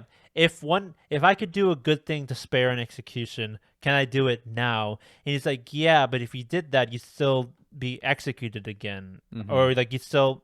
Oh my God, I'm like fumbling the bag right here. You know what I'm saying? I know. He used his free execution to spare Frankie and Yeah, Iceberg, yeah. and we don't need to get into the nitty-gritty details. No, I know. Yeah. I was just trying But to. I know that it was Frankie a clever does. moment. I know Frankie does punch Spam Dam in the face, Yeah, and breaking yeah. his like half of his face, Yeah. because we see him later on. And there was a nice Yeah. moment between Tom and Frankie where like Frankie's like, I should have never built him, and he's like, no, you should take pride in everything that you Yeah. build. Doesn't matter what they're built for. So nice, Yeah. right? And Tom is also throughout this whole backstory, he's urging Frankie, like he's like, you should go out into the sea, you should explore the world, you know? Yeah. And Frankie's like, no, I want to stay here and build ships. Yeah. You know? Great Frankie impression. Yeah, and it's thank you. But yeah, and then of course, you know, they're taking Tom to his execution place in Enies Lobby, and Yeah, once it's Yeah. it's pretty like synonymous that if you get taken to Enies Lobby, you're a dead man. yeah, exactly. You're a dead man. Well, walking. because it's connected to by this giant bridge to the biggest prison on the planet, Impel Down. Well, yeah. and it's like the gateway to like bad things, like Mhm. the Impel Down, but also is the like straight ahead is like connected to the Marines headquarters. Yeah. You know, HQ Yeah. of the Marines. It's Yeah, just like, yeah, you know, yeah. not a good place, you know. Yeah. But yeah, really interesting. But it was Yeah. is Enies Lobby, is that the headquarters of the government, or is that also where the Marines headquarters the headquarters is too? of the government is Marijoa. I don't know what that But is. yeah, you don't know what that is. Watch but people yeah. get mad at you spoiling that. Yeah, I literally know. don't care. Oh my god, he won't know what it is until he knows what it is. But yeah, so that happens, and then Frankie tries to stop the train with his own bare hands, which does not work for him. You don't remember that? No, I don't remember that. Well, the train kind of goes by, and he's like, meets it Oh, halfway, yeah, and that's he's like how he- crying, and he's like, yeah. I'm gonna stop, and he gets run over, and he's gonna die unless he does those. Yeah. Everyone thinks he modifications dies, on but his he's able to body. save Yeah. himself through that. Yeah. But before that, Tom, like, essentially to spare the blame from Iceberg and Frankie, he declares that I built the ship for Goldie Roger, and I'm proud of it.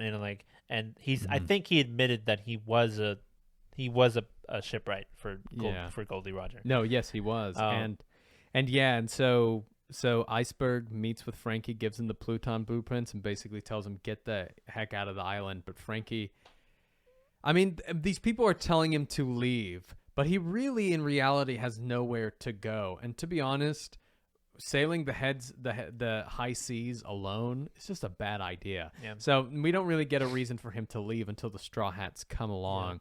But yeah, he's kind of. It's really sad because it makes sense why everybody in Water 7 doesn't like him, you know. Except for his bros, you yeah, know. except for his bros. But I mean, Iceberg still kind of has a resentment towards him.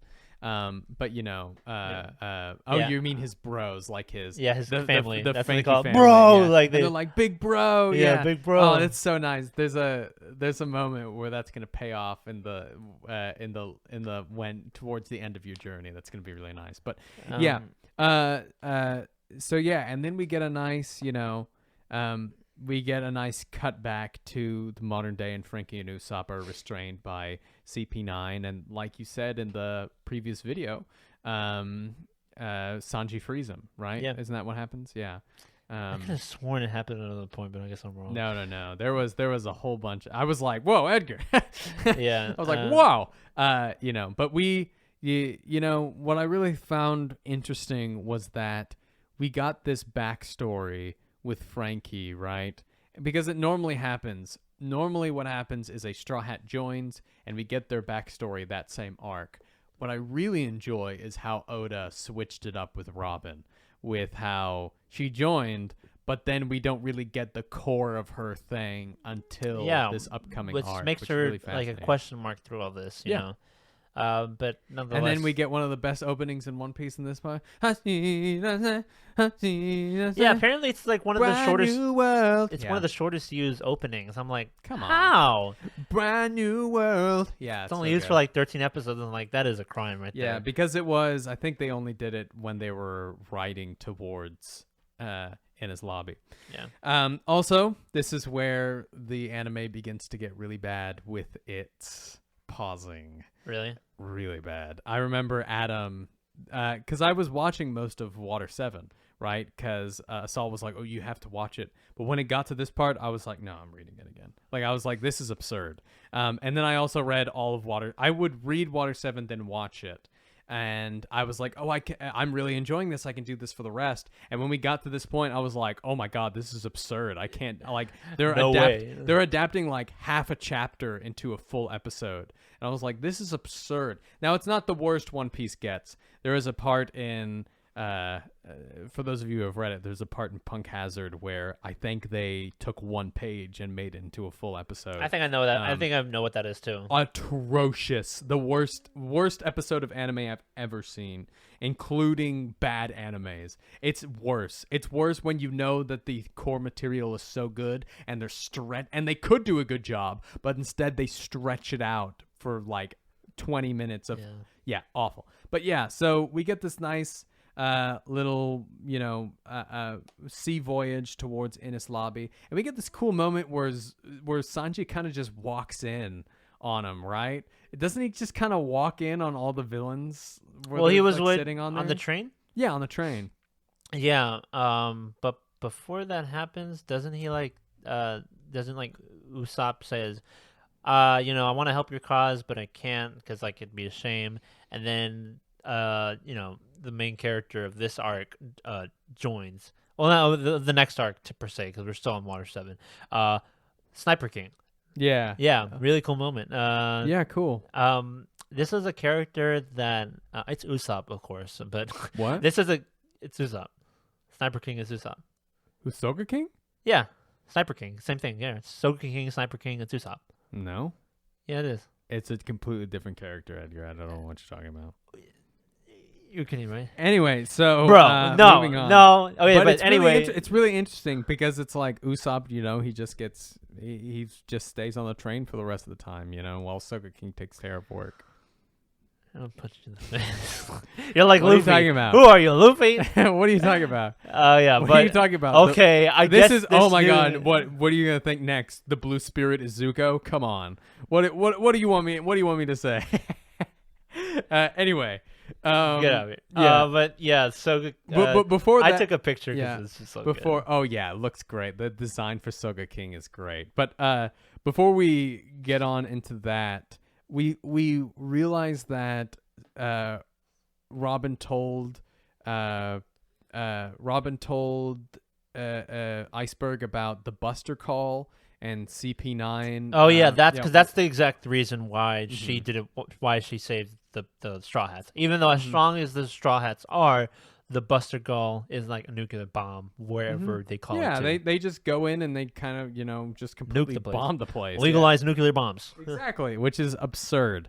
But yeah, and so Iceberg takes them to a nice he takes them to the workshop of Tom, and he finds another train. Yeah. Because the storm is like so bad, no ship, no matter how good, can get through it. Yeah. Which makes the CP9's like escape so perfect because like no one could reach them. Yeah, no one can get to them. But there is a train equal. Well, technically it's worse because it's super fast and you can't control it inherently. Yeah. I'm like, that's the perfect train for the Straw Hats. There we go. Yeah, exactly. Which is really cool. And they basically speed their way through it, and the Frankie's family joins in too, along with Polly. So like this is the moment, like it's getting good. It's like building up to something. Yeah, it's like building up to like. It's really scary, and it's like especially when like the storm happens and like Zoro's stuck in a chimney, and they're like oh, we gotta get to the ship, and then it's just pandemonium from this point. Yeah. And I think when One Piece is in full pandemonium mode, I feel like that's when it's the most interesting.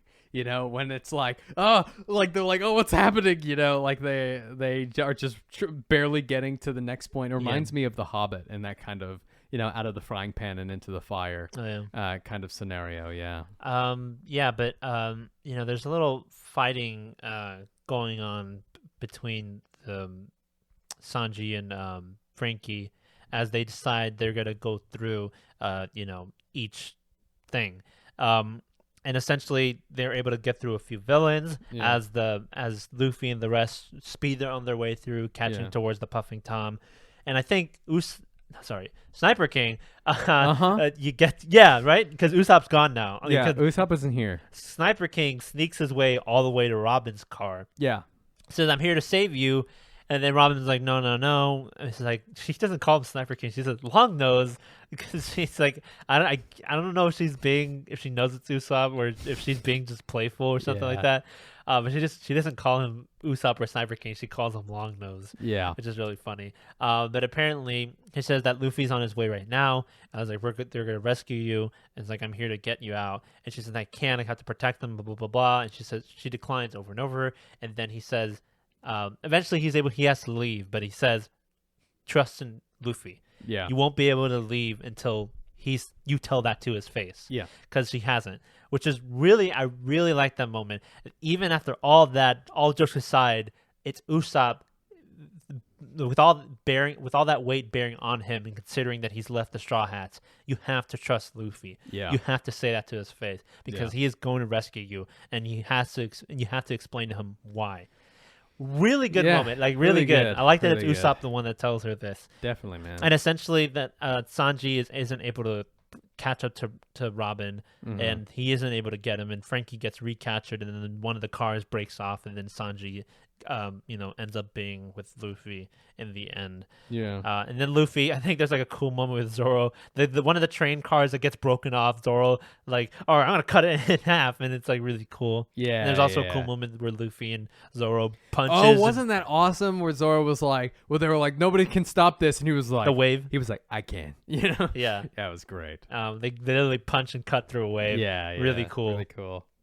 But that's pretty much the end of this arc because they reach the final destination in Enies Lobby. There are some parts where they go through like each car. Yeah, the villains are kind of lame. Yeah, if you it's ask not my really opinion. that important. Sanji gets a part where he like cooks one of the villains. Yeah, well, that like, was and pretty cool. He does like a thing like Zoro, like with his cooking because knives. he's essentially not using his swords or hand; he's Yeah. cooking with his hands. Yeah, like exactly. it's because like the villain was like a ramen something. Yeah.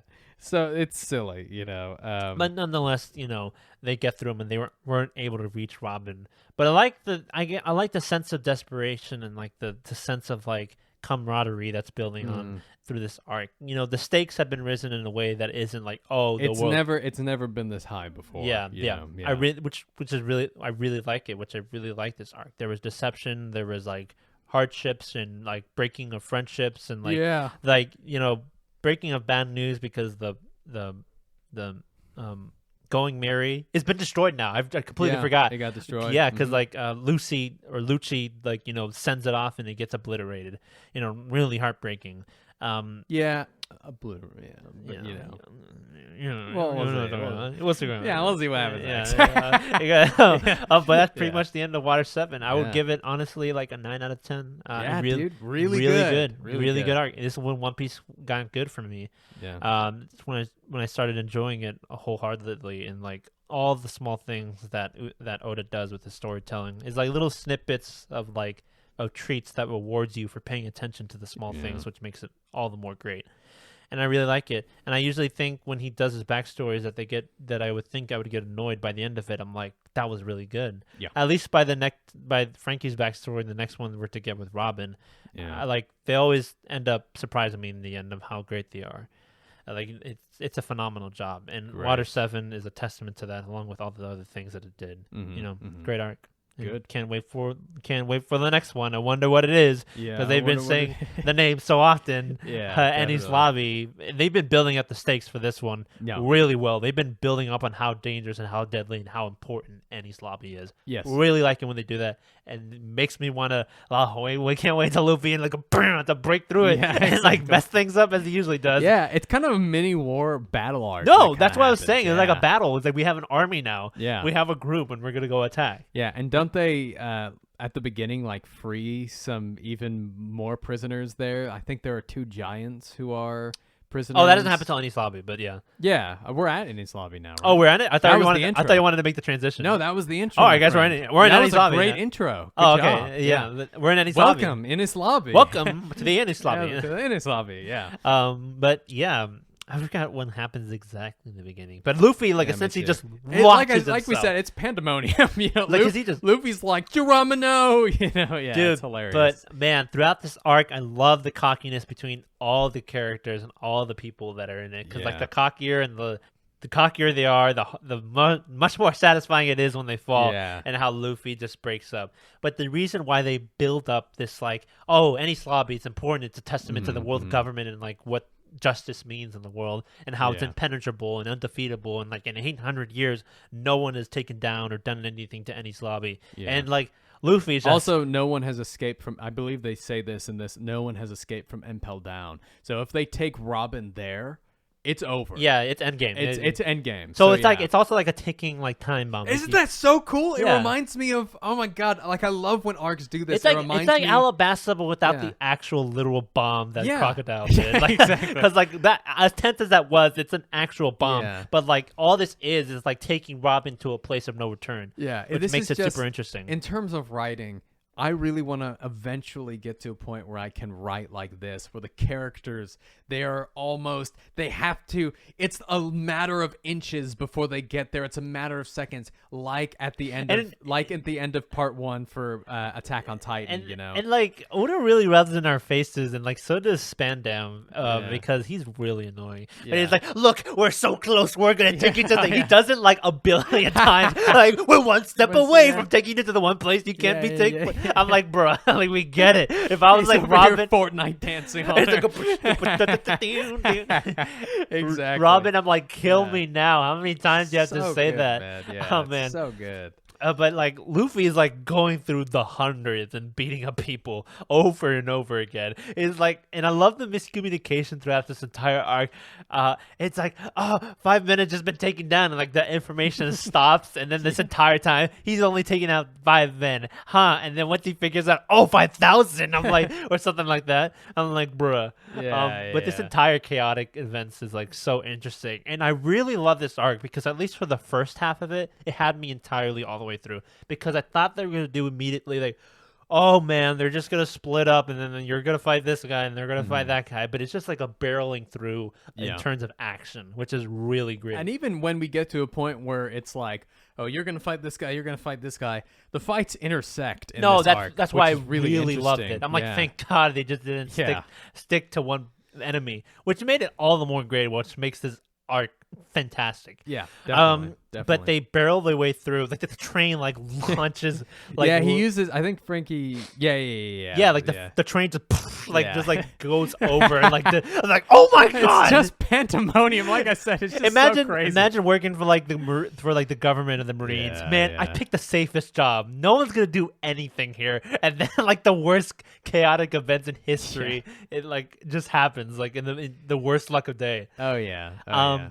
But essentially, you know, they're getting, there's like a certain amount of like gates, I guess, that they have to get through. This is, and it's like we said, like each person kind of has their own thing that they're doing, and they free a whole bunch of the, like it becomes becomes more of a less than an attack and more of kind of a riot as they go more in, because prisoners are being freed. Well, and- because I mean, they weren't even like prisoners. The giants were on the government side, and they were fighting them, and then Usopp, like, well, I think it's because they captured them and they were like, fight for us, and we'll give you, we won't put you in prison. Fight for us, because like it was a nice moment while luckily they beat the giants the first time, and then Usopp has a talk with them and says like, why are you giants? Like, I know you shouldn't be like that. Like, because I know like 2 giants that were friendly, they were on an island. And it's like, well, we have to, because like blah blah blah, they captured our leaders.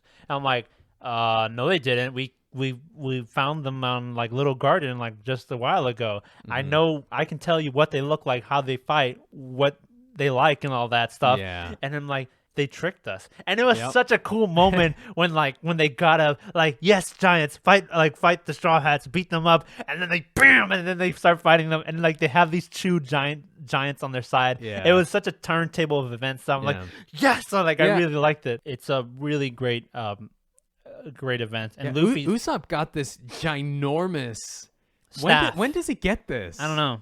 I know where he gets the. I mean, Soga King. You're brainwashing me, Edgar. You ruined the continuity. You ruined the Soga continuity. King, sorry, no, Soga King has it. Usopp is still at the. I like it. at In the anime, train. I checked out Soga King or Sniper King's entrance because I knew I recognized a character. So and they had like a mini anime song intro. So yeah, he's like Usopp, they're like like so Soga he's like King. he's like singing the song. I'm like, this is great. It's really funny. He's like, where is Sniper Island? In your heart. I'm like, okay. Oh my like, god, it's so stupid. but it's I really love it. funny. Yeah. But as Luffy's like beating up like 2,000 people, and And he's like on the vanguard. Like he's like, come on, guys. It's so funny because all the other characters are like, huh, I wonder what Luffy's doing, and he's just in the fight, like he's like having a great time whooping all of these Marines. oh, and like in the middle of that, we have these sea giants or sea kings, right? yeah, the Sea Kings. Sea yeah, Kings, yeah. man, what a goats! Like Yeah. they get knocked out pretty bad, but they're the ones that are pulling after the train gets demolished. They're the ones that are riding them along Yeah. to land, which is really cool. No, and that's definitely. how the rest of the group is able to get through. Really nice. But Luffy ends up having to fight Blueno, Yeah, right? I don't know. Because it says Bueno, but with an L. So like Blueno. Blueno probably. Yeah. Oh my god, I'm gonna have a hard time pronouncing this. Or Blueno. Blueno? Maybe. It's like Bueno, but with an Bueno, L. but Blueno. It's like The guy who has the horn-looking hair. Yeah, the door. Oh figure. yeah. By the way, not OP, but Blueno. really useful. Devil Fruit. Yeah. You One could- Piece. He's in One Piece Film Red as well. I Oh, was really? like, I forgot this guy existed. Thank God I watched that because I was like, I would have been like, who is this guy? I think I mentioned it to you, and like, oh, he's in the movie. Yeah. But yeah, really good fight. Not just Mhm. because of like Luffy able to hold his own against this guy, Yeah. because the skills they have are like super like OP that they're able to like. There's one where they can like go really fast, and Yeah. there's one kick that can like cut through like things and whatnot. Mhm. And Luffy's able to replicate that. He's able to Yeah. replicate the speed. But the one thing that he's able to do to keep up with this guy is Gear 2. Yeah. Man, what a build up. And I think I understand how it works. I mean, I've been spoiled that already, but I was able to figure out how this version works. Mhm. Is that he's like moving his blood to he's like doing I don't know how to explain it. But eventually like rubber like he's able to make it go like yeah. really hard and really fast, and like it's like a kinetic energy build type of Yeah, thing. because Rubber is, he's basically kind of doing what One for All does, which is a collection of power, Yeah. in that kind of sense with his rubber.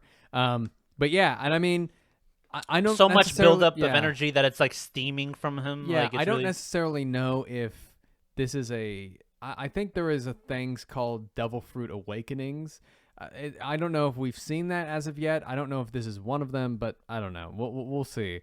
But this is really cool, and it kind of gives Luffy his gears are his new forms, Yeah. right? And a But lot of people were afraid. I actually read this a while back. A lot of people were afraid when Gear 2 started, and they were like, "Oh no, is this just going to be his Super Saiyans?" But no, it's very different, and it's actually pretty grounded in that sense. Yeah. You It's like a progression of his power, but like in a very subtle way. Yeah. Because it's a technique in a sense for him to beat his enemies. But Yeah. I such an awesome like moment. Like, yeah, really cool. yeah. I mean, even to this day, most recently at the Japan Olympics in Tokyo, one of the Bodybuilders? one of the bodybuilders. Or it's like an did- Olympian, yeah, did one a of pose. the Olympian did that pose. Yeah, and one of the other Olympians did the X. On the I remember someone did the Frankie pose too. Yeah, like, yeah. Someone did the Frankie. Yeah, But really good fight, and he was able to beat him. Yeah. Like really, pretty easily. Yeah, at pretty that- easily. At that point. Yeah. Yeah. And then we get what is probably the most iconic scene in One Piece, maybe. I think so. At least to me, it felt Probably, even yeah. without context. I'm like, oh, this is like Until we reach Wano, which I mean, the anime hasn't gotten to that point yet, but there is a point in Wano where I think that'll be the next.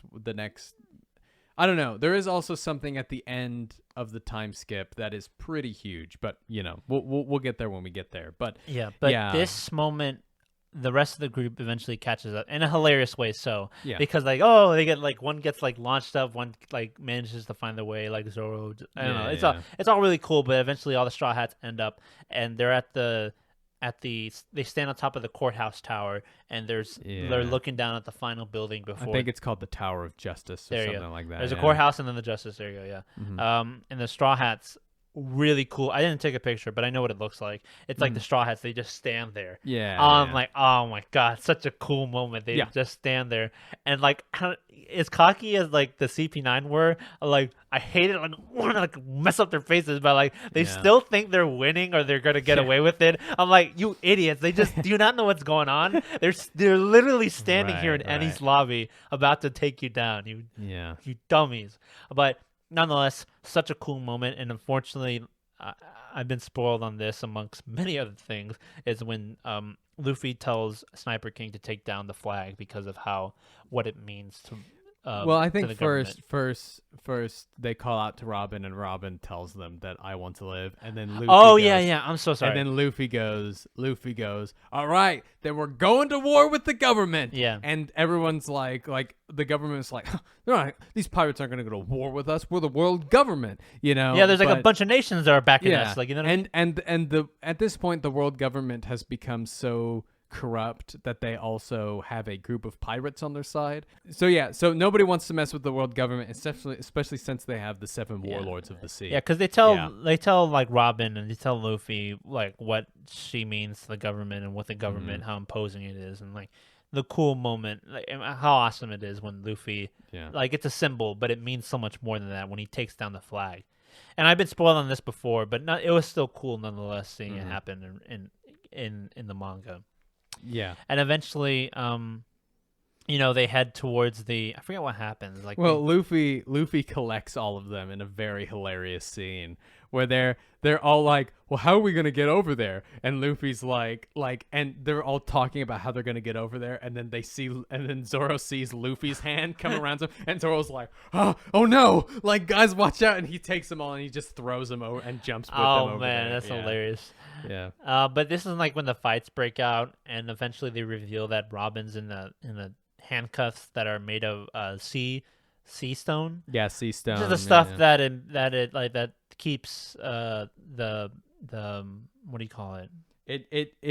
Since it's made of it's a stone from the sea, it makes devil fruit users weak. Yeah, there you go. I just couldn't phrase it correctly. And then there's 5 keys that the Straw Hats have to get. One of them will open up her cuffs. So they all split up into groups and to fight them. Really good ones. And we said before that these fights are like, in my opinion, better than other ones, as good as other fights can be, is because I'm not a fan of like, let's split up and we'll have different fights. And I know it happens in a lot of animes, but particularly with One Piece, since there's already so many characters, I'm not a real big fan of them. Yeah. Sometimes it works, sometimes it doesn't. And when it doesn't, it just annoys me. It's not bad or anything. But it's good here because they do intervene and they kind of interlink with each other. And like, walls are crashing and buildings coming down. So like stuff is going to happen.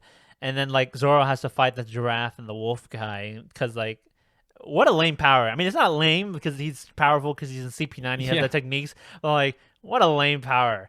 And then Nami has to fight the bubble girl. I would expect fan service in the anime to be kicked up a notch or something. Yeah, like that. you know that fight was actually, you should read this. It was Nami's fight with the bubble girl that has been redone and remastered by Boichi. So yeah, you should read that. It's a really good chapter. I'm gonna do that for research then. Yeah, it's a really good chapter, man. It's really fun. Yeah. A wink, wink, wink. A wink, wink, wink. Yeah. No, but it was a good fight. Either way. Then I get my memory jumbled, but they all fight him eventually, and they're able to get the right cufflinks. And Zoro and Usopp get cuffed together by accident or something like that. Yeah. And then Saga King. And sorry. And then Sniper, and then like Zoro, all right, I'm just gonna swing my arm, and you just got to hold on to my arm so I can use my arm for sword battling, which is really funny. And then Luffy is like the one that is leading the charge. He's the one like speeding his way towards Robin, and he essentially ends up in front of Lucci. Yeah. And I gotta say, considering all the build up and all the cool stuff we got in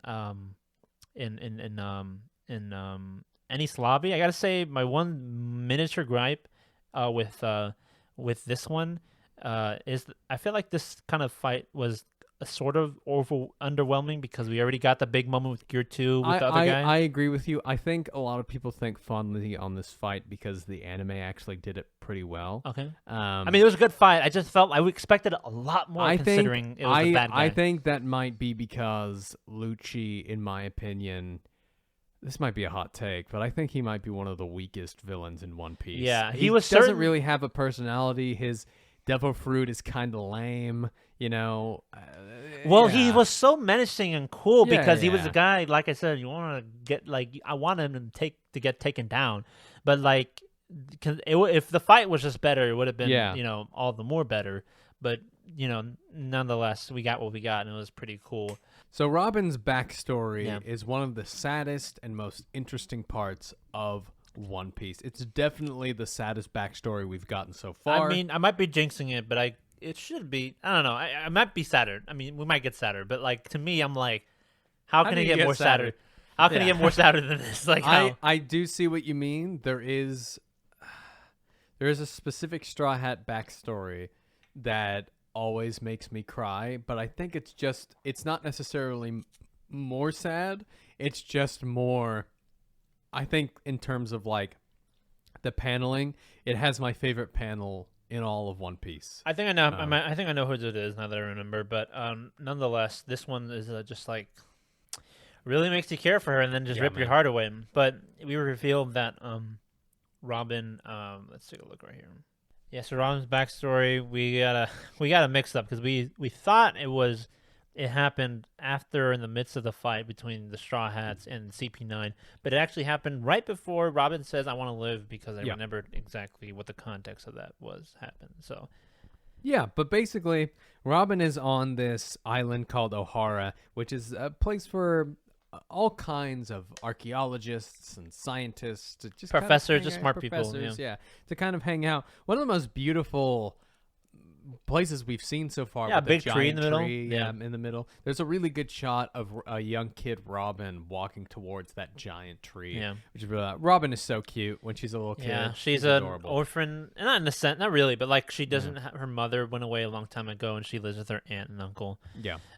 So she has like no family inherently, and she spends her time at this tree, at the great library with these scholars, and we see that there's like a nice bond and relationship between Robin and these people. She's studying to be an archaeologist, like her mother, right? Her mother was an archaeologist. Yeah, I also believe didn't her aunt and uncle physically abuse her? No, I think it was revealed towards the end of her backstory, or at least no, or there's something along the lines. Like I remember there's a scene where she like wore a dress of like her cousin, and then it's like that was supposed to be for your cousin. Why are you wearing that? Take that off or whatever. You know what I mean? And I think her devil fruit freaked other people out. Yeah, they called her a monster and all that, a demon. Yeah. So her only really happy place was the archaeology lab. Yeah. With Professor Clover, who was a friend of her mother. Yeah. So, and I think she was just officially like. Was she like licensed, or was she like officially passed the test to be like a archaeologist? Yeah, I think so. And then she revealed that she could read the poneglyphs because she was studying too, and like apparently all the scholars there were secretly studying to do so because it is illegal to study and read the poneglyphs. Yeah, and they didn't want her to because I mean kids are blabbermouths, and as we've seen with Frankie, like kids can the mistakes of children can also lead to the death of their caretakers. So yeah. So but. They told her like what the consequences of it is, but they explain why they do it because there's history, there's deep, rich history in this, in the poneglyphs, not just the weapon, what the government feels. I think they said that they would ban her if she didn't stop looking into it. Yeah, and then she kind of cried and ran to the beach, which is where we meet Jaguar de Sol. Yeah, Sol. Yeah. Another giant. Saul Goodman. Yeah, but we meet Nico Robin. Do you know you have rights? The Constitution says you do. Is it like Robin whenever she's like in jail, like pulled down? Yeah, do you know you have rights? Oh, could you imagine that? Nico Robin, you have a visitor. Oh man. Saul D. Goodman. Oh, but No, anyway, anyway, keep going. but we please. meet Saul, another friendly giant. You know, another He also giant. has a D in his name. Yeah, That's fascinating, interesting. right? One of there's a connection. But we meet this giant who it seems to be a friend of her mother's, but Yeah. I don't think he reveals that to her. No, he does. No, he does. And he He figures does. out that he's Olivia's daughter. Yeah. Yeah, Olivia's daughter. Olivia is Robin's mother. Mm-hmm. And I believe that's the government just show up out of nowhere, correct? Yeah, because they well, not Yeah. out of nowhere for no reason, Well, I but they think- suspect that that scholars that O'Hara is guilty. The scholars are of reading and discovering poneglyphs. Yeah, and I think Olivia has recently escaped from a marine ship, and she went back to this place, and I think maybe they followed her. Yeah, so, probably yeah. also with they probably must have also tracked Saul because he's a big giant, or one or the other. They managed to track one of them down if I remember correctly. Yeah, and she's a wanted woman. That's the reason why she left her here. you know? she joined. She was with a group of pirates that recently got destroyed. Yeah.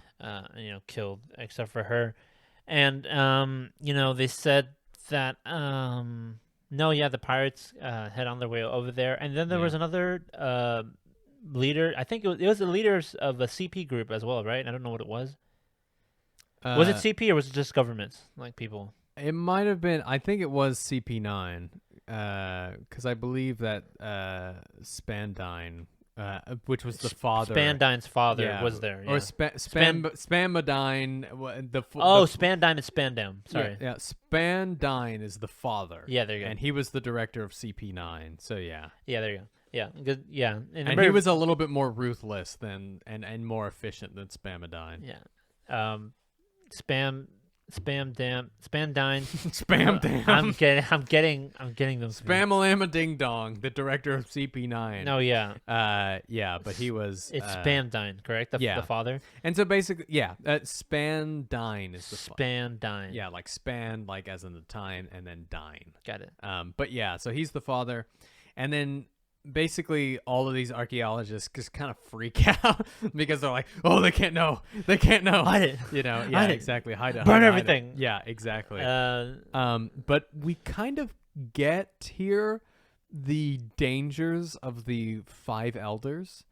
Did you catch on to this? Because it was they mentioned them. I just don't know what they're. Because Spandine was like, oh, the five elders heard that you were talking about poneglyphs here, at the tree, so we got to burn everything down, and and so they're like call the in a heads buster of the call. government, right? Mhm. They're the heads of the heads, yeah.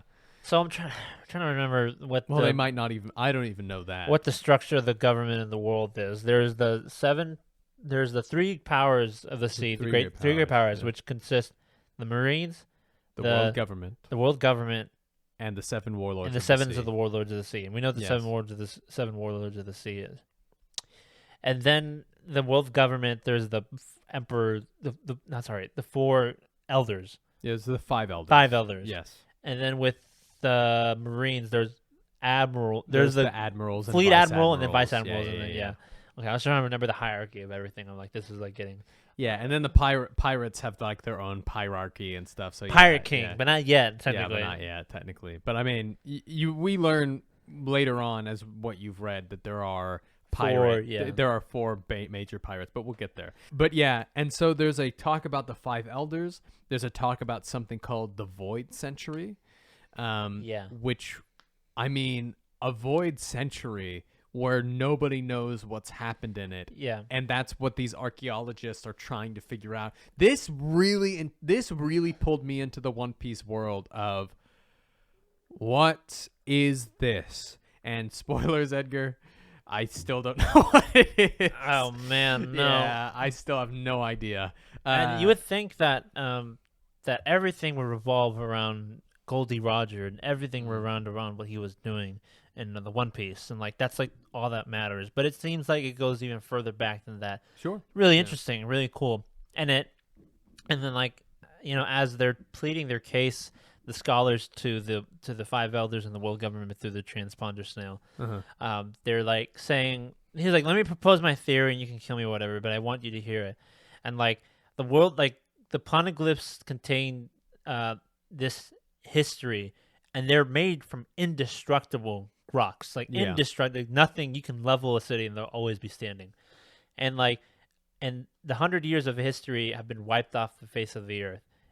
And I find it funny how that the world government will do anything to get their hands on the one thing that will tell us what happened in that history. Yeah. And the one thing that's also in the poneglyphs is a weapon that could level and match the scales on whoever their enemy is. Like whoever has that weapon controls the world. Yeah. And I find it funny how you also want that out of the hands of anyone else. Yeah. Why would the people from that history build such a weapon? I wonder who. Must have been the people who erased the 100 years of history to begin with, which is just builds things and makes things much more interesting in the world of One Piece, and makes me interested in what is in the poneglyph. It's like, what's in the basement? You know what I mean? Yeah. What's in the poneglyphs?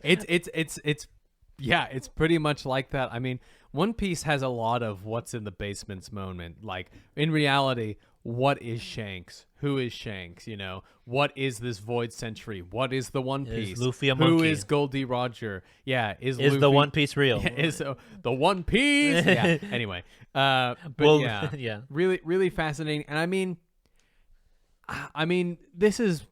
we get to a point now where Oda is he really is taking real world fascism and putting it in his world, because Yeah. this highly reflects the Nazis and how they burned books I hear in Germany. that, and I know that there are some good Marines in the Marines, and I know One Piece is a story about good people on the bad side and bad people on the good side, vice versa. But like the world government, they're all scum, as far as I know. I mean, yeah, sure. all of them. There them? is no good reason for any of them to be doing any of this. Like, no. Sure. But I mean, also, don't you think, haven't we also met some very bad pirates as well? Yeah, but none of them are like, I'm going to get this absolute destruction. But they didn't wipe out history, and they aren't after a big weapon that'll destroy the world. I think... at least that we know of. I see later what down you the line, mean, later down but the I line. just think everybody in this has their own goals, and I think that there are two kinds of people in One Piece: the ones who are self-serving and the ones who are people-serving. And obviously, the Straw Hats are people-serving. One But could I say think, that the government says are people serving because they're just like, for the great of the people in the world. yeah, and they try to protect stuff. I think. I can't talk about it too much because then I'll get into spoilers territory, and that's not what we want. But I think that there are genuine people in the. I mean, we meet them later on. Well, of course, I that figured there are, that this isn't all it, but as of Yeah. right now, I'm like, how could anyone? I mean, everyone in this world sees the government as the government, and they're good. Yeah. But like, as a reader, I'm like, they suck. They gotta go. Like, can you die? Can you how? Yeah. Especially with considering what we're learning right now in terms of history, and they're paying, and the reason the main scholar professor explains it that the world government is the enemy. That's why the weapon exists in the first place. Oh, you mean people?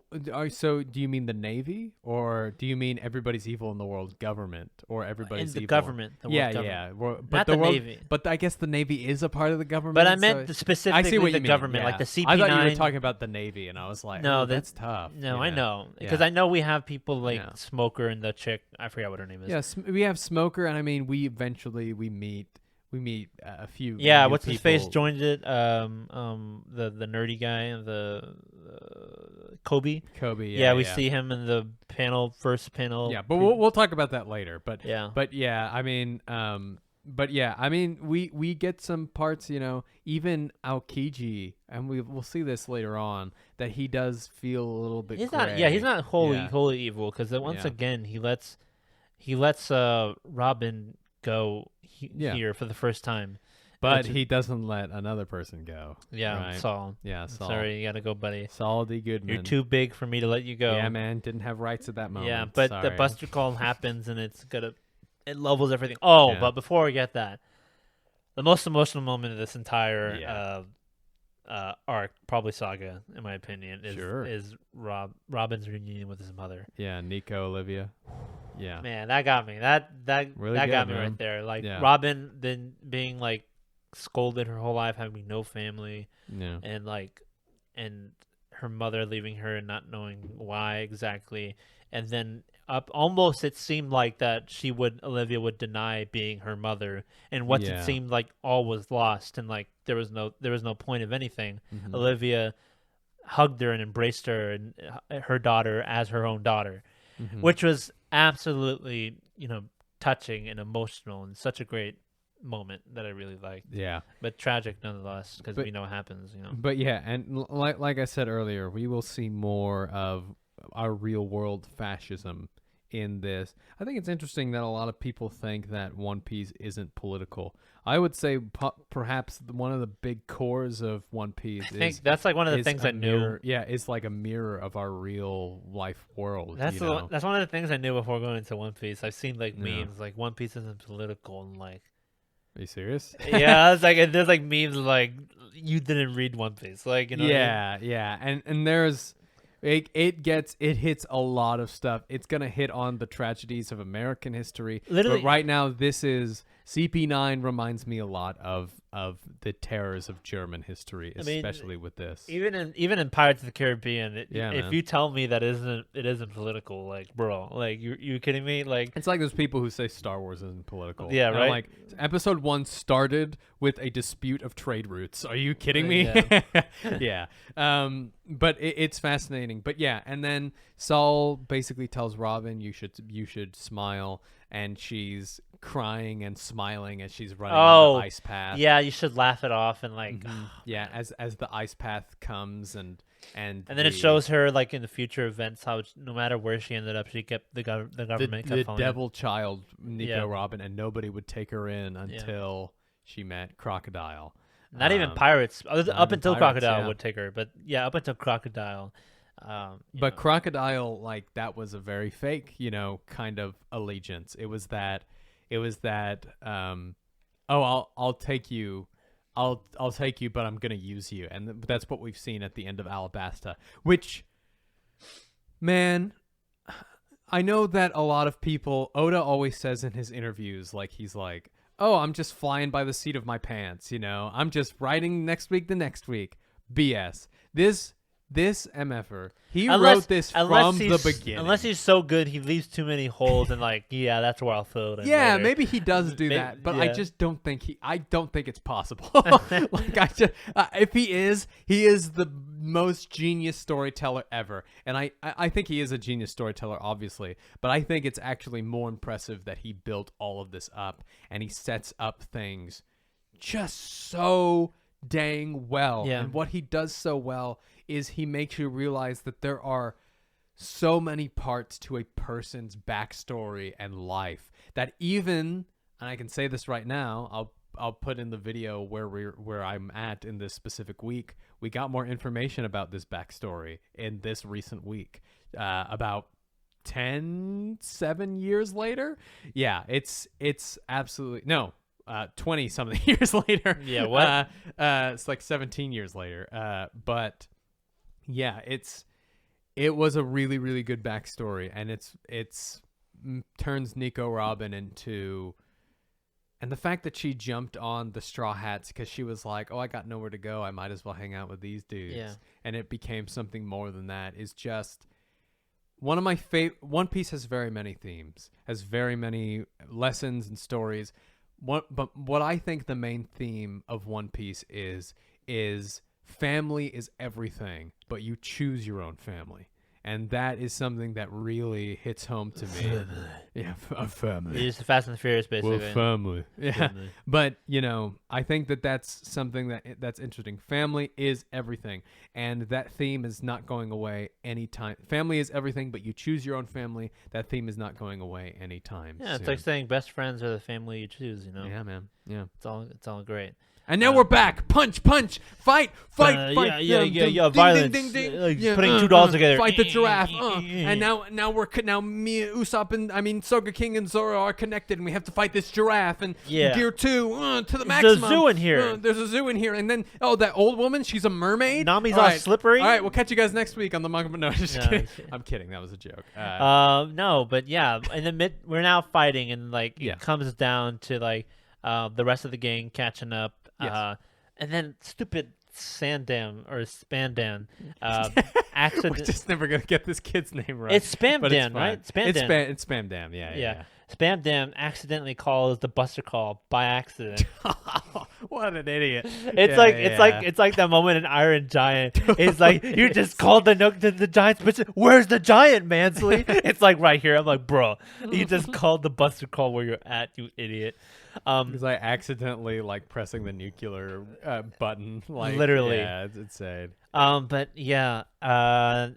That now we have like a time limit. Like we gotta hurry. We gotta wrap this up, and then they start bombing the city, and like the rest of the army is trying to retreat back to the train or trying to retreat back to the shore so they can get out of here. And then Luffy's fighting Lucy. We already talked about, I mean, it's a good fight. Don't get me wrong. I just felt like I liked the other fight better when he used Gear 2 for the first time. Yeah, and I mean, there are some arcs where the fights are the best part of the arc. I don't think this is necessarily the case. I just think everything that led up to this. I think the characters and storytelling is much better, and I actually think the other fights are more interesting. I think Chopper's fight in this is because awesome, he has this huge transformation. He goes beast mode. Yeah, more of backstory about him and his doctor. I forget her name, but the old witch doctor. But yeah, and she was like, "Whatever you do, don't eat these," because he eats little jellies like to transform rumble into balls. Transform into different. And there is this one form where he's like, he kind of turns into like this spectral, kind of monster. He looks scary. He does look scary, and he was like, he was about to die, so he was like, I hope my friends forgive me, but I think they'll hate me more if I die. So he does it, and then that also becomes a problem because he's kind of like an enraged Hulk. Really, really cool, right? Yeah. Really cool transformation and very terrifying. And then Luffy just like absolutely wrecks the place. And then while, like we said before, Nami, Usopp, and the rest are almost about to drown because the tunnels are falling in itself. And then like that's when Kokoro, the mermaid, saves them. And I was like, whoa, what an ex machina! But it's still really cool. Wasn't Sanchi like, oh no, that's my first mermaid I ever saw. Yeah, like, I'm gonna die. You ruined it. He was like, what? So funny. It's all fake. Yeah. It was really good. Frankie has a good first fight with the Straw Hats, I think. I think he has to go like shoots like a beam out of his hand and stuff. Yeah, it's pretty crazy. Yeah, everyone has their moments, and it's really cool in this arc. I implore you to read the Boichi Boichi Nami and her fight was Caulifla. cool because she's able to do lightning and now with her baton staff. And that devil fruit, Khalifa's devil fruit is so stupid. Like it's just makes them really slippery. Like, yeah, it's just like what it is. But I love it. But hey, it's more it's more useful than the bubble girl from My Hero Academia. Oh, true. Yeah. Yeah, because she can just like make bubbles that pop in your eyes. Like I'm like, what? And they're like, oh. I'm like, bro, grow up. I've had that happen to me several times as a kid. Like, come on, yeah. But maybe hers are more toxic. Yeah. What else do we have? Yeah, the island starts bombing, but it seems the Straw Hats are cornered. They're surrounded by fleet, admiral ships with vice admirals on them, which is menacing and terrifying. And Luffy's cornered, and then Usopp reveals himself. I believe, I could be wrong. He reveals himself, and Luffy's like, what? Yeah. I think Chopper was like that too. I think Chopper was like, what? No way. Yeah, it's so funny. But he tells Luffy to jump because Usopp sees something or senses something down at the bottom of the pillar where Luffy is in the aftermath of the fight. Oh, man, I'm so sorry, but this shot of Frankie looking down being looked down at by Chopper's like berserk form, awesome. Yeah. And Luffy jumps to the sea, and as well as everyone else, and the Going Merry has returned. It's returned for the final time. It's nice. Nice. And we realize why afterwards. Because Iceberg. Mayor Iceberg, rebuilt it because he heard the Going Merry saying that it wants to sail one more time. Yeah. In that moment, now it's confirmed that the Going Merry has a personality, has a soul, has a voice. And the Straw Hats managed to get out and leave. and leave a wreck. Yeah, it's just a Buster Call. Like the Buster Call is just like destroying Enies Lobby. It's yeah, like crazy. obviously they called it, but like, and it was an accident, but they don't know it. But like, what do you question? Like, why are we bombing Enies Lobby? Yeah, like that's our place. That's like where our homies are. Like that's the base, No, the one, the base. the place that should stand tall and proud. Yeah. But obviously it was attacked. But nonetheless, should you really bomb it? Now it really looks like nothing. But yeah, it was a really cool moment. Yeah, and I mean, there's just some really cool, moves that Luffy does with Rob Lucci, like the Gomu Gomu no Jet Gatling, where he pulls it back and he does like all those punches on him. The giant like hammer like foot thing. Yeah, the giant axe, giant whip. Yeah, the giant whip, giant axe. Yeah, it was really cool. Like that. He fight, does Gear 3, but like that's just like a hand. Is that his full Gear 3? I assume not. That's a good question. I Because actually he says don't know. Gear 3, but it was just like a giant, huge hand. Like. Yeah, I do think that is his Gear 3. Okay. Yeah, so he does get Gear 2 and Gear 3 in this one. So yeah. All right. Yeah, but which is fascinating because I actually thought Gear 3 happened a lot later. But I mean, I think maybe this might be like a partial form of Gear 3 because it doesn't change his entire body. It just changes like his arm. Yeah, and then we get that moment where he uses Gear 3 too much and he turns into a little like when there's a drawback to him using Gear 2 and 3, and he's like a little baby and he talks like higher, like it's does. so funny. Yeah, he's like, "Fight me, Rob Lucci," and it's so funny. I love it. It's great. Yeah. But yeah, of course they escape. They escape Enies Lobby with not Robin. With what? Robin. With Robin. With Robin, yeah. Yeah. Did I say with not Robin? No, you were just struggling, and I said nah, and then I said Robin. Oh yes, Robin. But I was about to say Nami. Yeah. But yeah, Oh, this yeah. it's all's good time. But once they get to back to Water 7, the Going Merry starts falling apart. After Iceberg reveals why and how he built it, but it falls apart, and then they start realizing that this is it for the Going Merry. And once again, this is another major spoiler that I've been spoiled on. Oh, yeah. I knew the Going Merry was destroyed and how it was destroyed, but I didn't know when it happened. But once I got to this arc, I'm like, okay, it's gonna happen soon because it keeps saying it's about to get destroyed. I was spoiled on this too, but it's almost impossible to stay away from every One Piece spoiler, especially if you spend any time on the anime side of the internet. It's the biggest comic book. It's the biggest comic book in the world, arguably the biggest anime in the world. So you're gonna get spoiled eventually on it. But the most interesting part is seeing how everything else connects to that moment. Yeah. We have a nice moment. The Going Merry said it had a good time and it was happy. Really sad, and it sucks that this is happening. And like if it had a soul, they would have taken better care of it. And that's what Luffy said and admitted. And Usopp's just bawling. I mean, it's not Usopp. I think Sniper King's still Sniper King in this one. Yeah, I think so too. He's bawling and like absolutely losing it.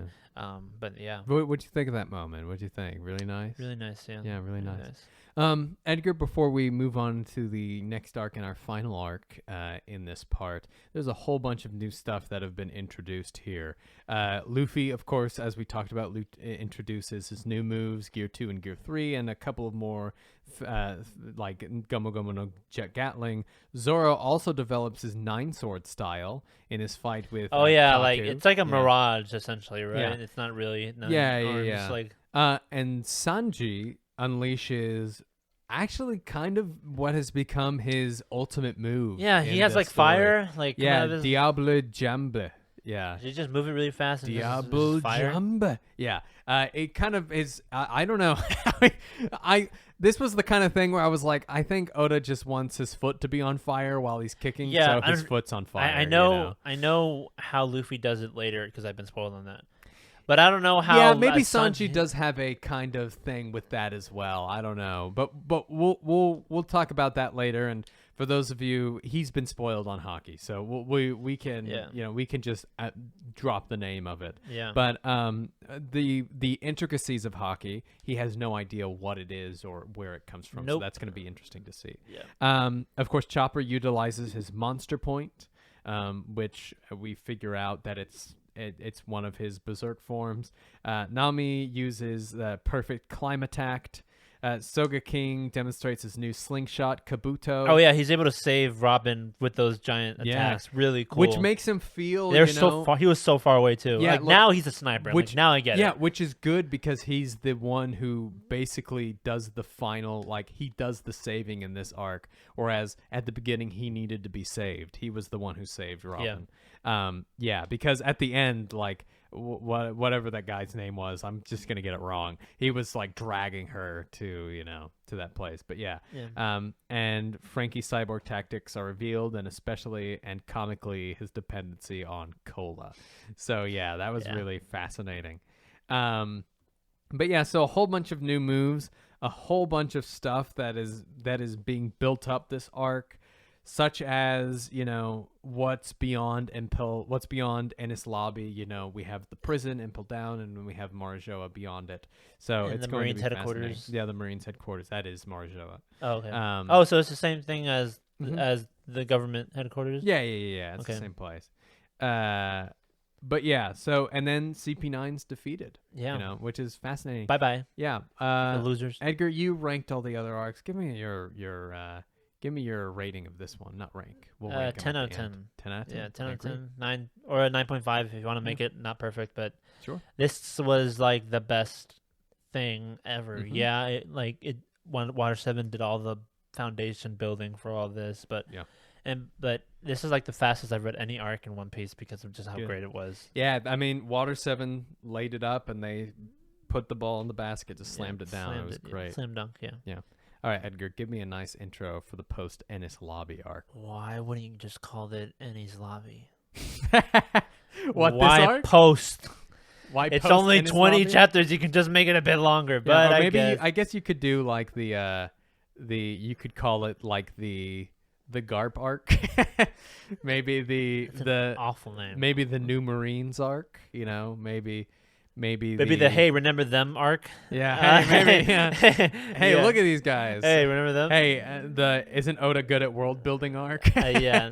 Yeah, but the great. Straw Hats are back in Water 7, and it's Frankie is licking promised. their wounds. Yeah, they're back to Frankie is going to build them a new ship. Yeah. The Thousand Sunny. Nice name. Something. Thousand Sunny. Because luckily, I was like wondering, and I was still so Do- mad. Do you learn like all the intricacies of it this arc? Like Of all what? the intricacies of the Thousand Sunny? I mean, like what it's like. Yeah, inside? like what it is. Every chapter shows like a layout of the plan, but I don't. Oh, know okay. much of it. So you're in that part. We'll talk about that more in Thriller Bark. But yeah. But yeah, really cool, huge, much bigger ship, but it's still kind of like the face looks like the Going Merry, which is nice. Yeah, it's really nice. But Frankie reveals that that the money he used that he stole from the Straw Hats was to buy a famous wood, a treasure tree, not indestructible, Yeah. but like super durable, like really it durable. was supposed to be. I think the treasure tree is supposed to be similar to the tree that was on O'Hara that got burned down by It was supposed It's to what be they like use on that. big like fleet navy ships and Yeah. whatnot. Yeah. So really durable, and he used it. So and he's gonna use it to build his ship. So I'm like, oh great, the money wasn't wasted for nothing because I still Yeah. thought he wasted it on something by this point. But it's really cool, Yeah. and that all ties in together. Yeah, it's great. And they feast like as they usually do. Yeah, and Luffy is sleeping and eating at Yeah. the same time, which I feel like is very dangerous. Yeah. But yeah, and Nami's like really sad that they lost their belongings in the storm and stuff like that. And Yeah. But her And, her yeah. tangerine trees are saved. yeah, luckily. which is good. That's Yeah. good.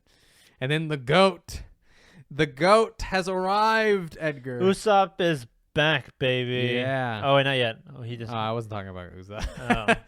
I was talking about Monkey D. D. Garp. Garp. I Yeah. knew Luffy had a grandfather, but I didn't know who he was or what. Good. He I'm looked like. glad. So in volume 45 of One Piece, I always have to cover it because I'm like, okay, Kobe and Garp are on it, and I'm like, I don't want Edgar to see it. I didn't want Edgar to see Kobe's glow up. I you knew what he know, looked like. I knew what Kobe looked Oh, like. okay, glow. okay. So that was darn. Yeah, I know. And I just didn't know he'd show up here. So that was a Yeah, surprise. that's good. That's good. Yeah. So yeah, and they realize that Marines have docked, and And Luffy yeah. has like abusive kind of relationship with his grandfather. I'm like, Yeah, oh my god. his vice admiral. He's a vice admiral. Yeah, I'm Garp. like, what family is this? Yeah, and And Garp then- is like, you were supposed to be you were supposed to be a part of the Navy, you idiot. And Luffy's like, shut up, I love Shanks. And Garp is like, no, don't mention that guy's name. Yeah, it's really funny, and Yeah. they fight. And then they fight, and then they both sleep at the same time. Yeah. And Frankie's like, they fell asleep. Yeah, I love this moment. It's so good. Yeah, but great. And huge surprise. And then we also figure out who Luffy's supposed father is, Dragon.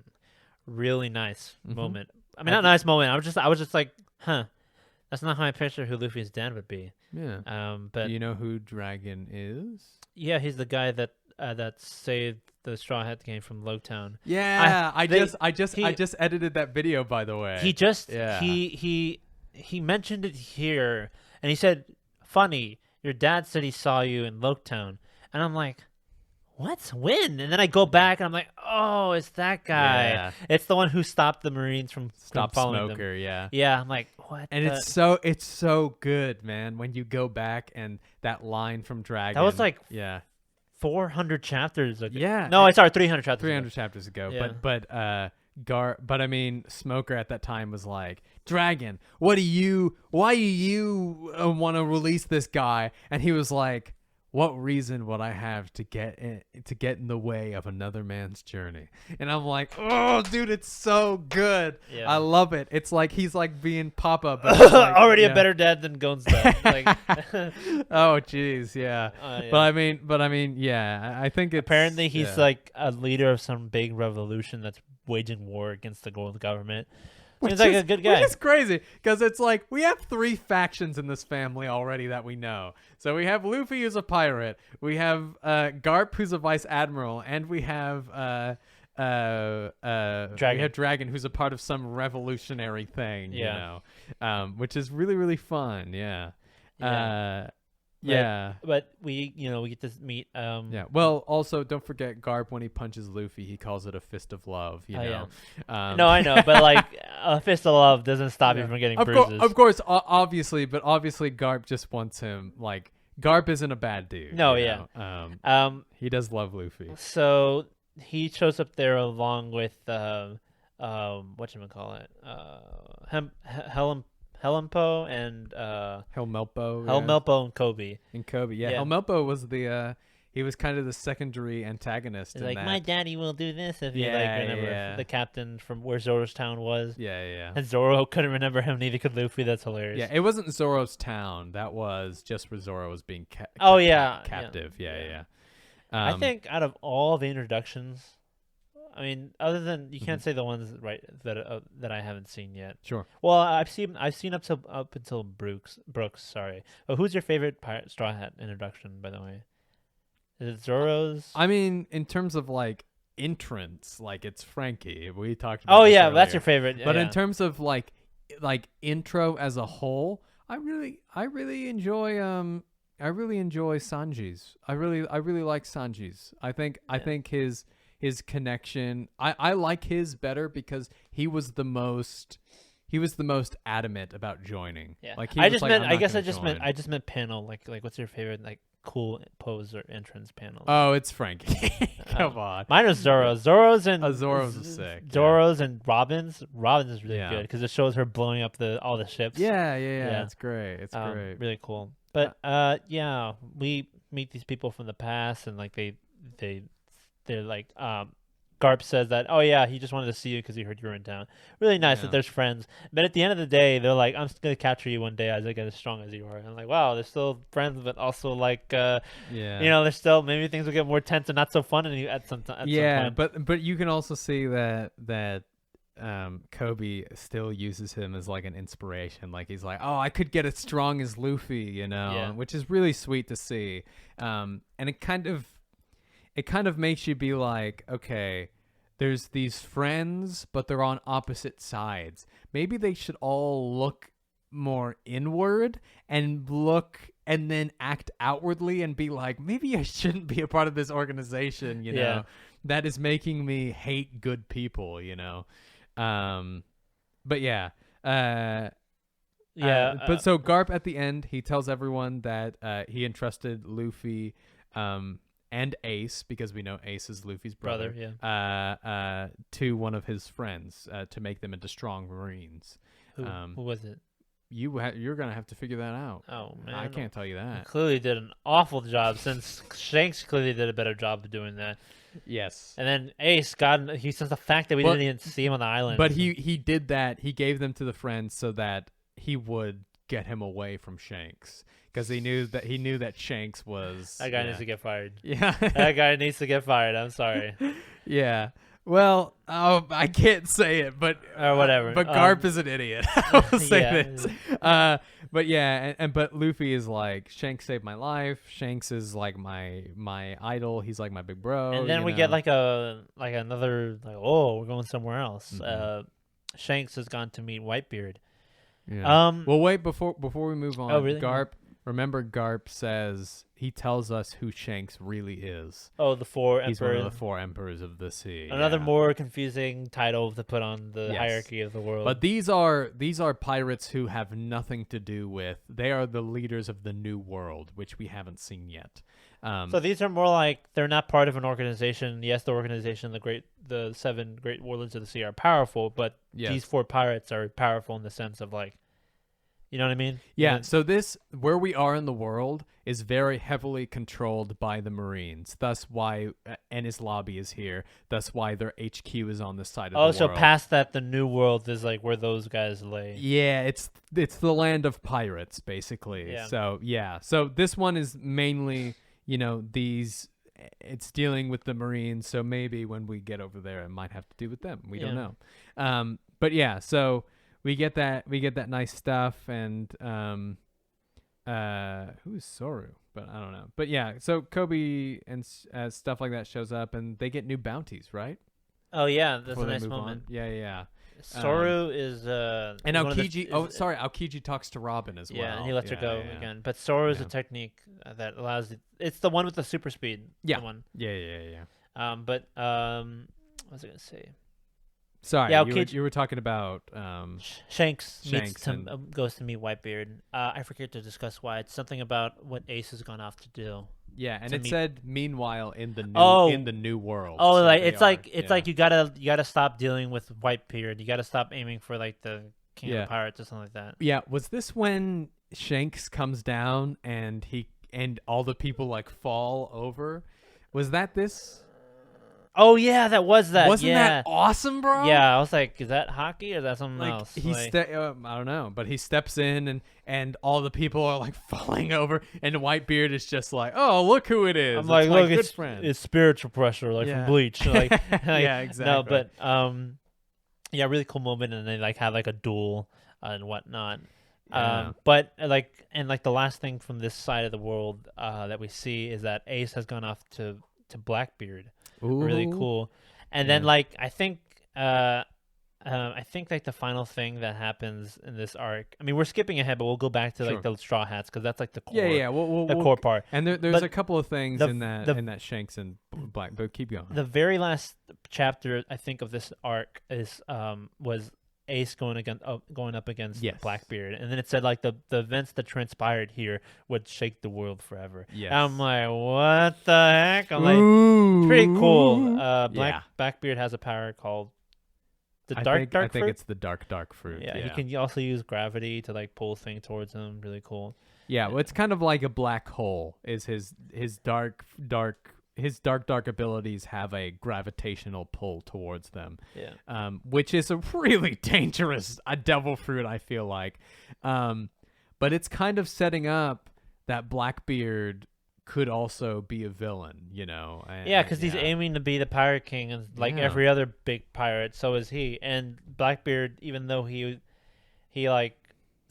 said good things to Luffy the last time he saw him, he says, I'm gonna take him down because I want to be the Pirate King. Yeah, and, well, he's like, yeah, and doesn't Ace say something like, no, my brother will be, or something like that? Something like that. Yeah, no, he says, I'm gonna make Whitebeard the king of pirates. That's right, Ace wants to make Whitebeard the king of the pirates. Yeah. That's right.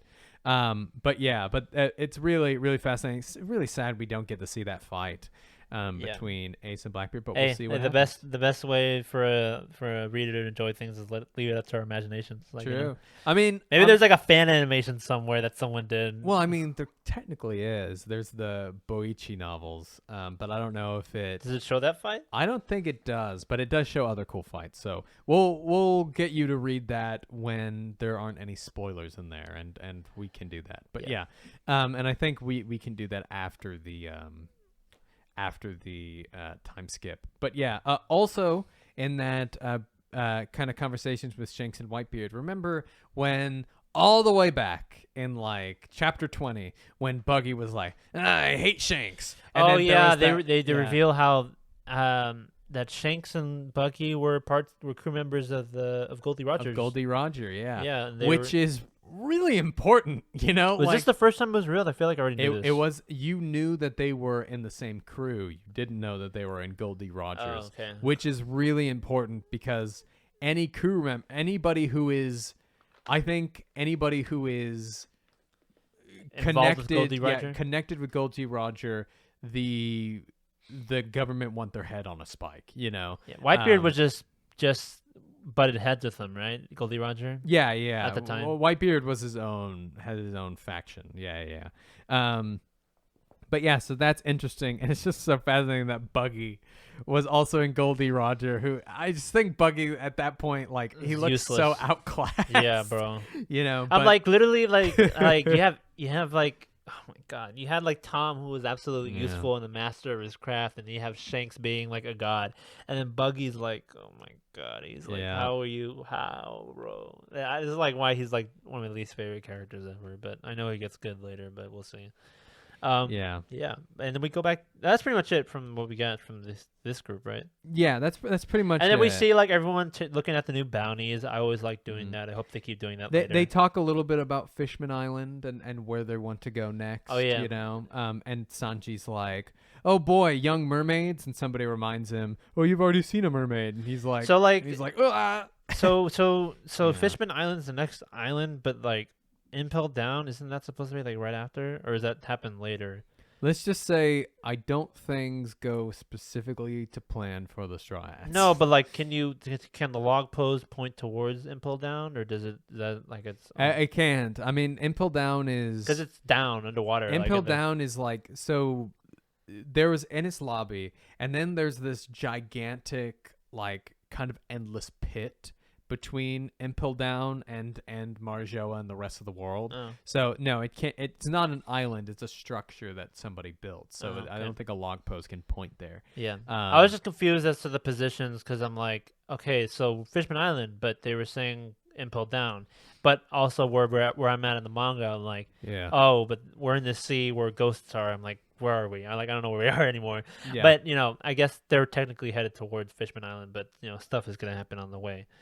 What else? But yeah, so the new numbers are Luffy's got 300 million. Yeah. Zoro's got 120. Nami's got 16 mil, and she has that where she's like, she does the pose because she thought someone was just taking her picture. I'm like, what the? That's so funny. And then Sanji, his was drawn because someone couldn't take his picture because they thought it was like. Did that happen this arc? Yeah, it was. Yeah. Where somebody took a picture with Yeah, they call them black leg or black kick something Sanji, but like, why? Look, because when I took a picture, it was black. It's like, you forgot the lens to take it off, you idiot. Did he? Funny. That's what he know. said. Oh, he just spoiled something for me now because that's what I thought it was. Anything for you? Well, that's what I thought it was, know, and now did you he? want. Shut up. I don't know. All anyway, but yeah, cotton candy lover Chopper is 50 berries. Yeah, nice. Poor Chopper, and Chopper's like, what the? Yeah. He's like, are you kidding me? Well, he was proud in a sense. Yeah, like, hey, yeah, look. Yeah. And then Soga King is 30 mil. So yeah. Does Usopp not have one yet? Technically. No, Usopp doesn't have one. That's no, funny. It's just Soga But like King, how back in his hometown, the chick that that remembers him is like, hey, that's definitely that's Usopp because of his long nose, and the kids are like, look, it's Usopp because like, you know, that's really funny. And then the Cyborg Frankie with 44 mil, but Cyborg Frankie hasn't joined the Straw Hats yet, and he says he won't. Right? He just said, I built your ship. Until he does. Go. Yeah, and then they steal his like trousers to goad him onto getting on the ship. Really funny. And eventually, that's pretty much it. Like they just like You're like- forgetting one major moment. What? So they take his trousers, and then they're like, "How are we gonna get him on the ship? How are we gonna get him take on the the trousers ship?" on the They ship. take his trousers, and he's like, "I'm still not going." And Robin's like, "Don't worry, I got this." And then all of his thighs she manhandles she him. manhandles his Oh. gonads. They're coming off. Like, yeah. I was like, "Oh my!" I was like, is Robin technically doing it, or is it yeah. just like her other arms? I've seen so many memes of this, like when it happens, you know, that music, the and he's like, "Oh," and then like the camera like shakes and stuff.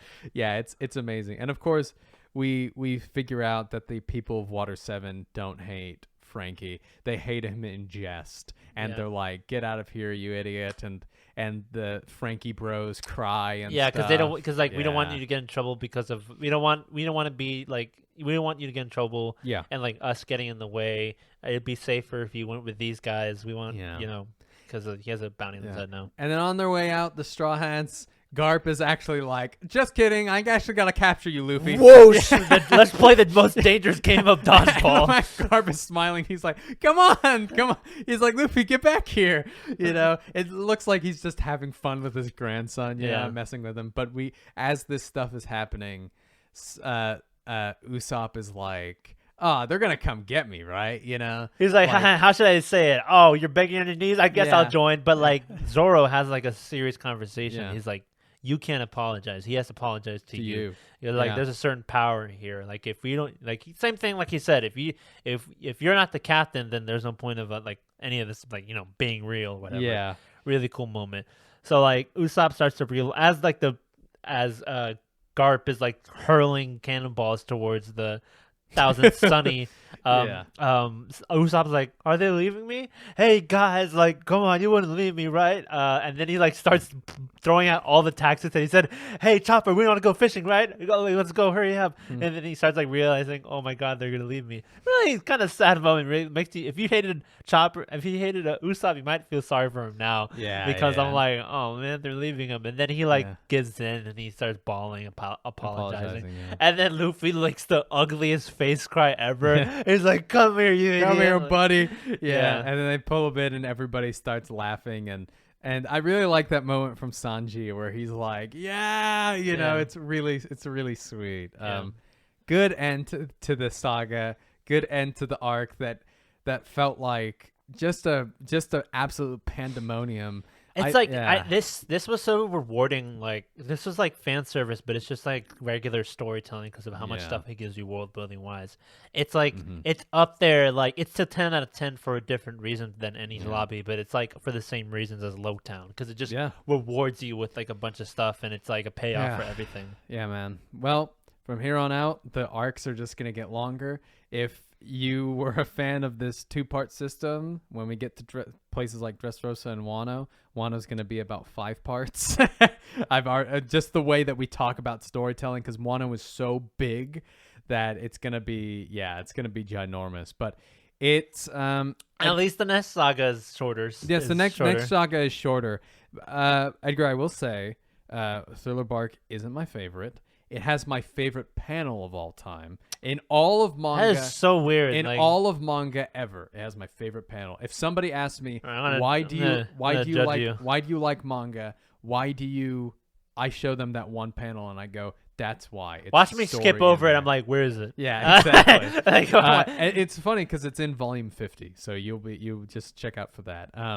But yeah, so yeah, that's gonna be interesting. But then after this, possibly peak One Piece, which is only reached again in I think Wano. All the rest is good, but this is like my favorite arc is coming. I'm just waiting up. to get to the Ligma Balls guy. I'm just like, of course. Yeah. Don't worry, you'll get there soon. Yeah. You'll get there soon. People are like, "What?" Yeah, y'all know what we're talking about. I'll play the video right now. Yeah. Yeah. Ligma Balls. Yeah. Yeah. Anyway, it's been fun. Yeah.